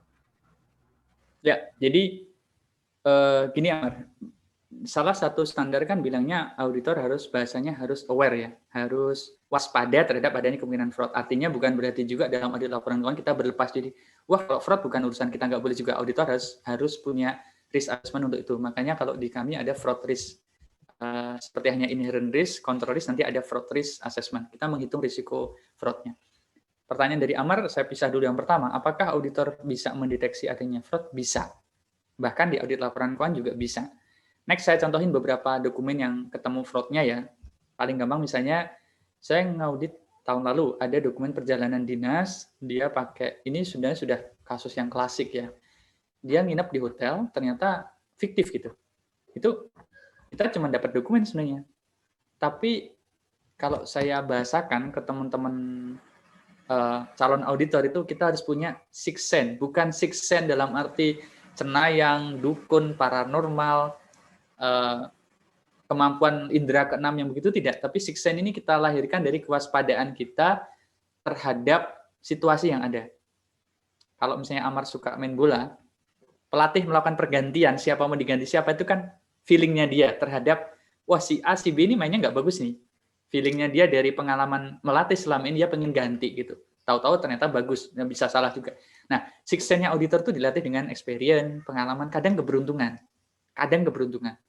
Contoh yang sifatnya keberuntungan, waktu itu saya sempat ngaudit kementerian. Satu kementerian ngasih kontrak, nih seperti sekarang nih ya, tahun 2021 yang kita audit kan tahun 2020 ya.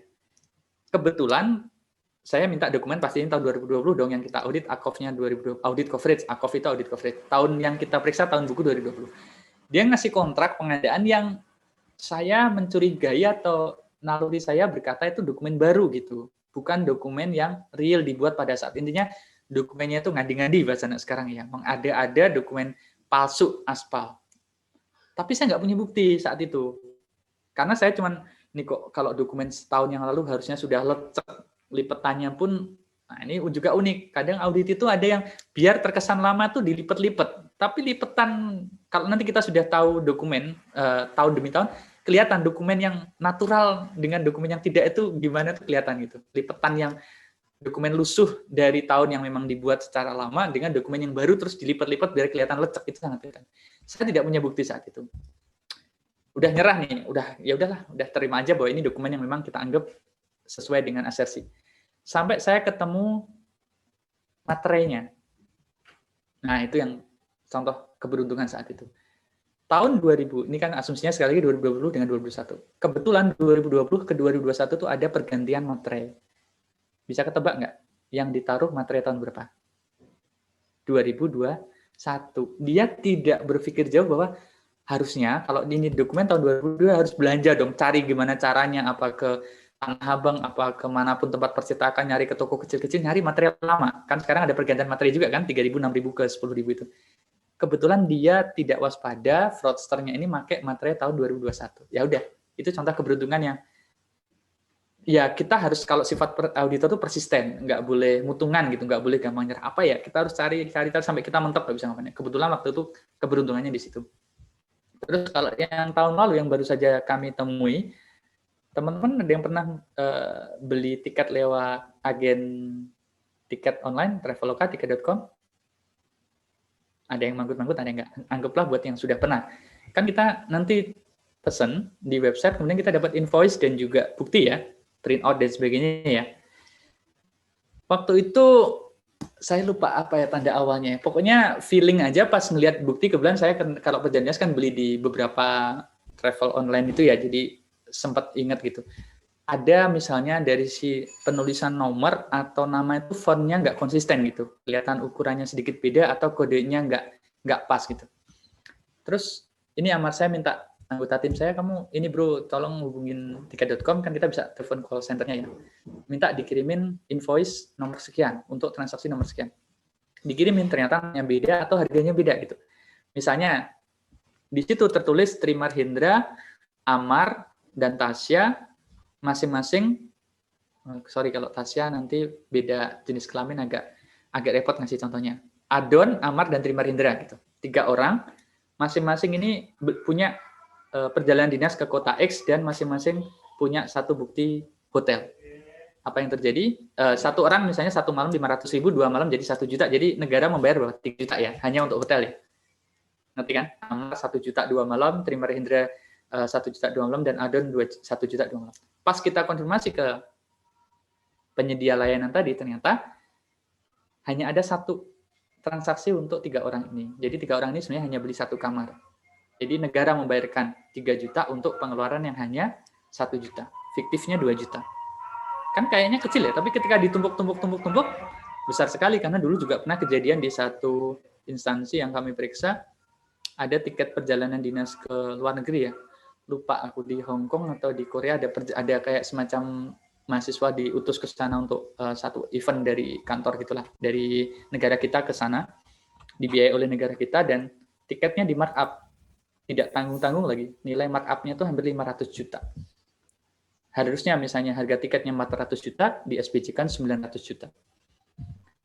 Itu bisa kita buktikan itu fraud. Artinya selama kita persisten, selama kita gigih gitu ya, untuk yang sifatnya by dokumen itu bisa. Tapi kalau nanti sifatnya sudah sifatnya suap, pemberian gratifikasi, itu kalau misalnya kita sudah by dokumen, kita harus ungkap urutannya, kita harus wawancara, nanti tahapannya panjang. Dan itu bukan ranah audit laporan keuangan. Ada audit namanya audit investigatif. Maka ketika audit laporan keuangan menghasilkan satu indikasi fraud yang besar, yang perlu dilakukan auditor adalah menyampaikan itu kepada pimpinan dan minta ditindaklanjuti atau mengusulkan ditindaklanjuti dengan audit investigatif. Karena audit investigatif akan memberikan fokus yang lebih bagi para auditor tadi untuk mengungkap fraud-nya. Begitu penjelasannya. Sudah bisa ditangkap, Amar? Intinya kalau misalnya kita bisa membuktikan ya, yang bisa kita buktikan di audit keuangan itu seperti apa, dan sisanya kalau tidak bisa kita buktikan ya kita lanjutkan di audit yang lebih spesifik. Ada audit kepatuhan yang di dalamnya ada audit investigatif. Siap. Terima kasih, Pak. Sama-sama. Kepikiran saya, Pak. Yep. Masih ada lagi, guys? Kalau ada satu pertanyaan terakhir. Pak, mau nanya, Pak. Ya, Bro. Oh, Nurul mau nanya. Ya udah, setelah Sandrio Nurul ya. Bedanya BPK sama inspektorat itu apa ya, Pak? Kenapa harus ada BPK, kenapa harus ada inspektorat lain gitu, Pak? Di kita ada yang disebut dengan external auditor, ada yang internal auditor. Internal auditor kalau di sektor pemerintah disebutnya adalah APIP, Aparat Pengawas Intern Pemerintah. APIP ada BPKP, ada Inspektorat Jenderal, dan Inspektorat pada pemerintah daerah. Satu, perbedaannya adalah bertanggung jawabnya. BPK bertanggung jawab kepada rakyat. Mandatnya itu kepada rakyat melalui DPR. Jadi BPK bukan Kementerian Negara, tidak berada di bawah Presiden. Jadi dulu masih banyak yang, Pak, BPK itu bagian dari Kementerian Keuangan. Itu zong, salah besar. Jadi BPK itu organisasi independen yang dia statusnya lembaga tinggi, setara dengan Presiden, DPR, MPR, MA, MK, setara. Itu lembaga tinggi kan. Nah, itu perbedaan pertama, pertanggungjawabannya beda. Yang kedua, BPK selaku eksternal auditor, tadi saya sudah bilang ya, materinya auditnya APIP itu tidak melaksanakan audit laporan keuangan, tapi melaksanakan review laporan keuangan. Nah, yang sama apa? Pada saat melaksanakan audit kinerja dan audit dengan tujuan tertentu, pekan depan mudah-mudahan saya tampilkan ya tambahan slide untuk jenis audit ini. Nanti saya kasih link di YouTube. Saya punya materi di kelas di kampus yang lain tentang audit sektor publik. Nanti Sandrio bisa cek jenis-jenis pemeriksaan BPK. Di situ dinyatakan bahwa kalau auditnya kinerja dan audit compliance atau audit kepatuhan atau disebut juga kalau di Indonesia audit dengan tujuan tertentu, standar yang digunakan sama, yaitu menggunakan standar pemeriksaan keuangan negara. Tapi kalau review laporan keuangan biasanya BPKP yang membuat pedoman. Kalau audit laporan keuangan, BPK punya SPKN dan itu berlaku untuk 1 BPK, 2 KAP yang memeriksa untuk dan atas nama BPK. Kok ada KAP yang memeriksa keuangan negara? Ada, karena memang undang-undang memungkinkan. Misalnya beberapa kementerian yang tadi saya ceritakan, BPK orangnya lagi kurang nih di semester 1 ini karena mandatori semuanya diperiksa dan habis orangnya nggak ada cukup sumber daya, BPK bisa membuat tender untuk KAP memeriksa untuk dan atas nama BPK. Masih ingat kan tadi kalau KAP harusnya default-nya panduan auditnya apa? Masih ingat? SPAP, Kalau Pak. SPAP. Standar akuntansinya harusnya pakai SAK atau PSAK. Tapi begitu KAP ini menang tender ngaudit kementerian lembaga negara, dia harus berubah baju nih. Pakai baju auditor negara karena dia untuk dan atas nama BPK, pakainya SPKN, dan juga pakainya adalah SAP. Gitu. Jadi itu yang membedakan APIP. Satu lagi pertanggungjawabannya saya belum cerita ya. Kalau BPKP itu bertanggung jawab kepada Presiden, kalau Itjen, Inspektorat Utama, karena kalau Itjen itu biasanya untuk eselon 1, kalau lembaga-lembaga seperti LIPI, LAPAN itu tidak punya Itjen, punyanya Inspektorat Inspektur saja atau level eselon 2, bertanggung jawabnya kepada pimpinan kementerian lembaganya. Berarti kalau Itjen ya bertanggung jawab kepada menteri, kalau Inspektur bertanggung jawab kepada ketua lembaga, kepala LIPI, kepala BPPT, kepala LAPAN, kepala BIN, dan seterusnya. Kalau inspektorat daerah ya bertanggung jawab kepada gubernur atau wali kota, tergantung di tingkat mananya. Itu Sandrio yang membedakan. Ya, masih Pak. Sama-sama. Nurul? Pak izin bertanya. Jadi kan waktu saya PKL, ini kan ada, saya itu pernah lihat standar biaya gitu loh Pak, buat Perjadin. Yep. Nah, misalnya Pak, kan di kwitansi, misalnya di di kwitansinya yang pesawat gitu kok Pak, di hotel gitu Pak, itu nilainya tuh benar, tapi kalau di taksasinya itu nilainya dimaksimalin ke satuan biayanya, itu gimana Pak? Itu termasuk markup. Dan itu banyak terjadi. Jadi markup ini bahkan kadang bisa intensinya kerjasama antara oknum yang ada di lembaga itu dengan pernah juga kami ketemu bahkan macam-macam ya jenis markup itu ya. Ada yang fiktif tadi saya ceritakan, fiktif 100%. Contohnya kalau perjalanan dinas itu tadi saya contohkan ya, hotel dirubah nilainya, atau bahkan ada kemarin yang kita ketemu dia meniru stempel hotel, scan code hotel dia buat sendiri. Jadi bukti pertanggungjawaban hotelnya dia buat seakan-akan itu ada, dan ketika kita konfirmasi kepada hotel, hotel menyatakan kwitansi itu tidak benar Pak. Misalnya nomor kamarnya kami tidak punya nomor kamar sekian, atau kalaupun nomor kamarnya kebetulan sama, pada tanggal itu tidak ada penginap yang menginap atas nama si A si B yang kami konfirmasi. Kapan-kapan saya contohkan contoh surat konfirmasi ini Nurul ya. Jadi kalau yang Nurul sampaikan tadi, kita harus cek dulu eksistensinya. Jadi asersi eksistensinya kita uji dulu. Dia nginap bener nggak di sana? Kalau nginap berarti dia lolos tidak fiktif, tapi ada risiko markup.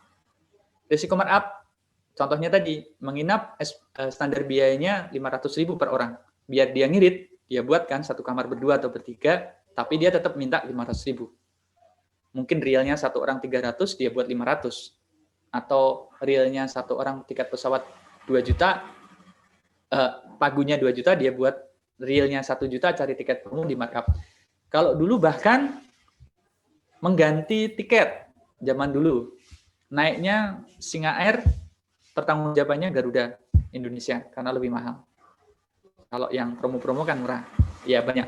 Makin ke sini, karena kita sudah punya kontrol dan big data dengan maskapai sudah mulai berkurang untuk yang tiket pesawat, tapi untuk yang hotel sama perjalanan dinas yang tidak bisa dibuktikan dengan tiket ya, misalnya Jabodetabek, pergi ke Bandung itu paling sering tuh sekarang di tempatnya Mentari itu jadi kota yang menjadi salah satu cara ya, indikasi bagi para fraudster untuk meng-SPJ-kan. Karena kalau misalnya mau ke tempatnya Caroline Sandrio ke Medan, itu harus mempertanggungjawabkan bukti pesawat, dan itu susah. Tapi kalau misalnya mau ke Bandung, Jakarta ke Depok, Jakarta ke Cikampek, itu kita cuma tidak bisa pakai tiket gitu, bisa mobil, nanti bisa hanya mempertanggungjawabkan sewa dan seterusnya. Kemarin biasanya yang kami ketemu banyak efektif itu Bogor, Bandung. Menurut saya itu markup. Nah, tinggal nanti kita lihat markup-nya tadi dia membuat sendiri penulisan angkanya, dia buat kwitansi palsu atau memang dia kerjasama dengan hotel. Ada juga yang kerjasama dengan hotel ya. Biar langganan, hotelnya sebenarnya nggak terima apa-apa, minta dinaikin sekian ratus ribu atau sekian persen untuk hotel juga ada. Nah, kira-kira case yang dulu tadi yang mana? Dia nginep ataukah tidak?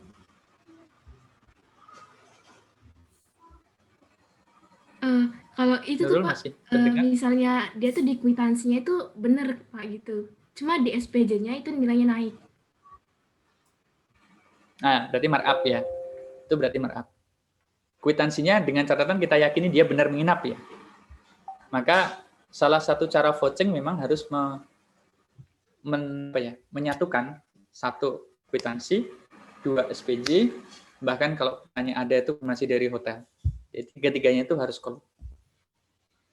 Kalau ini sudah enak, kwitansi dan SPJ udah beda. Itu udah bagi auditor tuh udah temuan yang sangat renyah gitu. Udah nggak perlu susah payah, udah ketemu bedanya. Tapi kalau kadang kwitansi dan kwitansi dan SPJ sudah sama, ternyata angka yang real berbeda, itu yang susah. Terima kasih Pak. Masih ada lagi? Saya Pak mau nanya Pak. Ya. Gini. Kan kemarin saya itu kan PKL di BPK juga. Nah, terus saya lihat kayak dokumen kayak tentang perjalanan pemeriksaan auditor ke daerah-daerah. Nah, kenapa di situ tuh ada auditor yang jatahnya tuh pemeriksaannya 30 hari, terus ada juga yang 5 hari. Mohon jawabannya, Pak. Ya. Kalau masalah detail penugasan itu ada kemarin di BPK mana?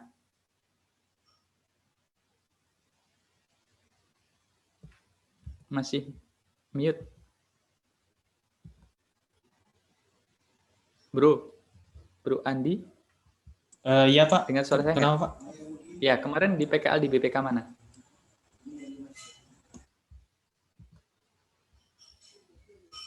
Adhar kemarin PKL di BPK mana? Di BPK Sulsel, Pak.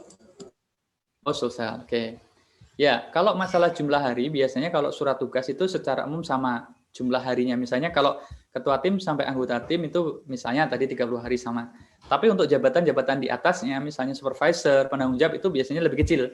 5 hari, bahkan ada yang 3 hari. Kenapa demikian? Karena kalau kita yang levelnya ketua tim ke bawah, kita hanya meriksa satu tempat itu. Tapi kalau supervisor, dia meriksa di beberapa Pemda sekaligus. Jadi harinya akan, kalau dia dibuat 30 hari di satu tempat, padahal dia harus meriksa 5 Pemda, nggak cukup hari pemeriksaannya. Kan nggak mungkin 30 kali 5, 150 hari. Sementara timnya saja masing-masing Pemda hanya dapat 30 hari. Maka biasanya levelnya supervisor atau kepala perwakilan sebagai penanggung jawab, dia dapatnya 2, 3 hari atau 5 hari per tim tadi. Jadi 5 hari ini dia bisa ke Kabupaten Parepare, berikutnya dia bisa ke Sidrap, 5 hari berikutnya bisa ke Palopo, dan seterusnya untuk memenuhi total hari pemeriksaan yang 30 itu. Itu ada. Kenapa bedanya? Terus Pak, kalau misalnya auditor kayak gitu Pak, apakah dalam 30 hari itu nggak pernah pulang-pulang atau gimana Pak? Kalau itu teknis bisa diatur sih. Jadi kalau saya pernah cerita dulu jalan ke Sulawesi Selatan tahun 2004 itu saya meriksa ke sana 40 hari, saya nggak pulang sama sekali ke Jakarta, jadi full di sana. Karena muter-muter tiap kabupaten kota ya, dari mulai bawah dari Bulukumba sampai ke waktu itu ke Majene, yang sekarang jadi bagian dari Sulawesi Barat. Kalau masalah teknis mau pulang ataukah tidak itu tergantung keterjangkauan, kemudian penugasannya gimana, izin dari atasan adakah tidak. Jadi kompleks variabelnya. Kalau kemarin misalnya saya ke Mataram 5 hari ya ngapain saya pulang, karena saya pulang kan biaya sendiri. Dan yang kedua yang paling berat adalah berarti kita meninggalkan tugas profesional semua kita kan. Kalau misalnya di hari, apalagi kalau hari kerja, kalau weekend kadang masih diberikan izinnya. Jadi tergantung, nanti variabelnya banyak. Cukup? Cukup Pak, makasih Pak. Ya. Oke, minta tolong di on cam dulu, saya screenshot sebentar untuk saya input di portal karena sudah mau berakhir, nanti takut ketinggalan jamnya. Halaman pertama dulu ya. 1, 2, 3. Tunggu sebentar, kemarin soalnya ada yang nggak ke-record. Halaman keduanya, 1, 2, 3.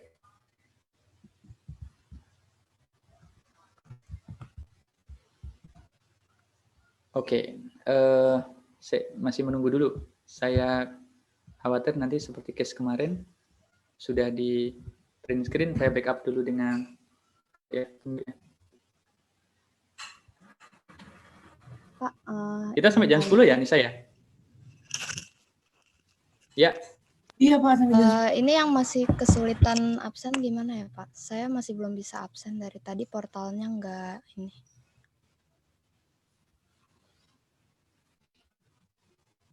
Maaf Dila, suaranya putus-putus, hanya di tempat saya atau di tempatnya teman-teman juga ya? Via chat aja ya Pak? Boleh. Ya. Saya masih kesulitan untuk absen Pak. Udah masih putus-putus nggak Pak? Oh, sudah saya absen semua. Oh ya, oke, makasih Pak. Sama-sama. Masih ada yang mau bertanya terakhir?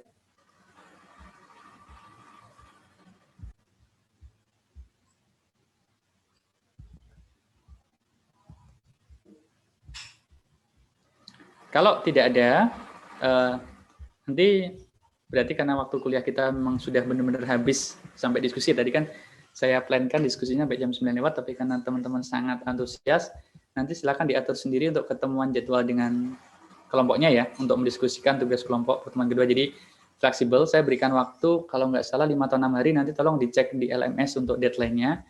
Jangan sampai kelewat dari deadline. Nanti kalau misalnya ada yang pengen ditanyakan, kemudian ada yang kurang jelas, silahkan nanti teman-teman bisa tanyakan di grup WhatsApp. Kemudian untuk yang tadi sudah bertanya, tolong biar ada rekaman untuk aktivitas, teman-teman juga kirim pertanyaannya di LMS. Saya sudah buatkan sesi Q&A di situ. Silahkan posting pertanyaan tadi teman-teman sampaikan. Buat yang belum sempat bertanya juga boleh tuliskan pertanyaan. Nanti kalau yang sudah bertanya, saya akan kirimkan link videonya sebagai link untuk jawaban. Untuk yang belum bertanya, nanti akan saya jawab lisan di pekan depan atau saya jawab tertulis di chat itu. Bisa dimengerti, teman-teman? Jelas? Oke. Ya, waktu kita sudah mau habis dan kemarin dipesanin karena room Zoom-nya harus dipakai untuk kelas berikutnya. Jadi saya cukupkan sekian. Terima kasih banyak atas atensi teman-teman. Nanti record-nya, link-nya akan saya sampaikan di LMS untuk diskusinya. Kalau untuk materinya sekali lagi sudah ada di YouTube. Tentu tidak sama persis karena bukan rekaman hari ini, tapi secara konten kan sama banget lah. Boleh saya bilang di atas 90%, mungkin hanya variasi atau penjelasannya aja yang beda. Jadi teman-teman bisa pakai itu. Nanti untuk yang link rekaman kelas pun akan saya kasih, tapi tidak saya upload, biasanya saya kasih di Drive atau yang lain, nanti akan saya atur caranya. Sehat selalu teman-teman semuanya ya. Terima kasih, dan pekan depan kemungkinan nanti saya akan diskusikan lagi dengan Anissa. Kalau saya tidak ada kabar perubahan, berarti kita kembali ke default Kamis malam. Selamat pagi semuanya. Assalamualaikum warahmatullahi wabarakatuh. Waalaikumsalam. Waalaikumsalam. Terima kasih, Pak. Terima kasih.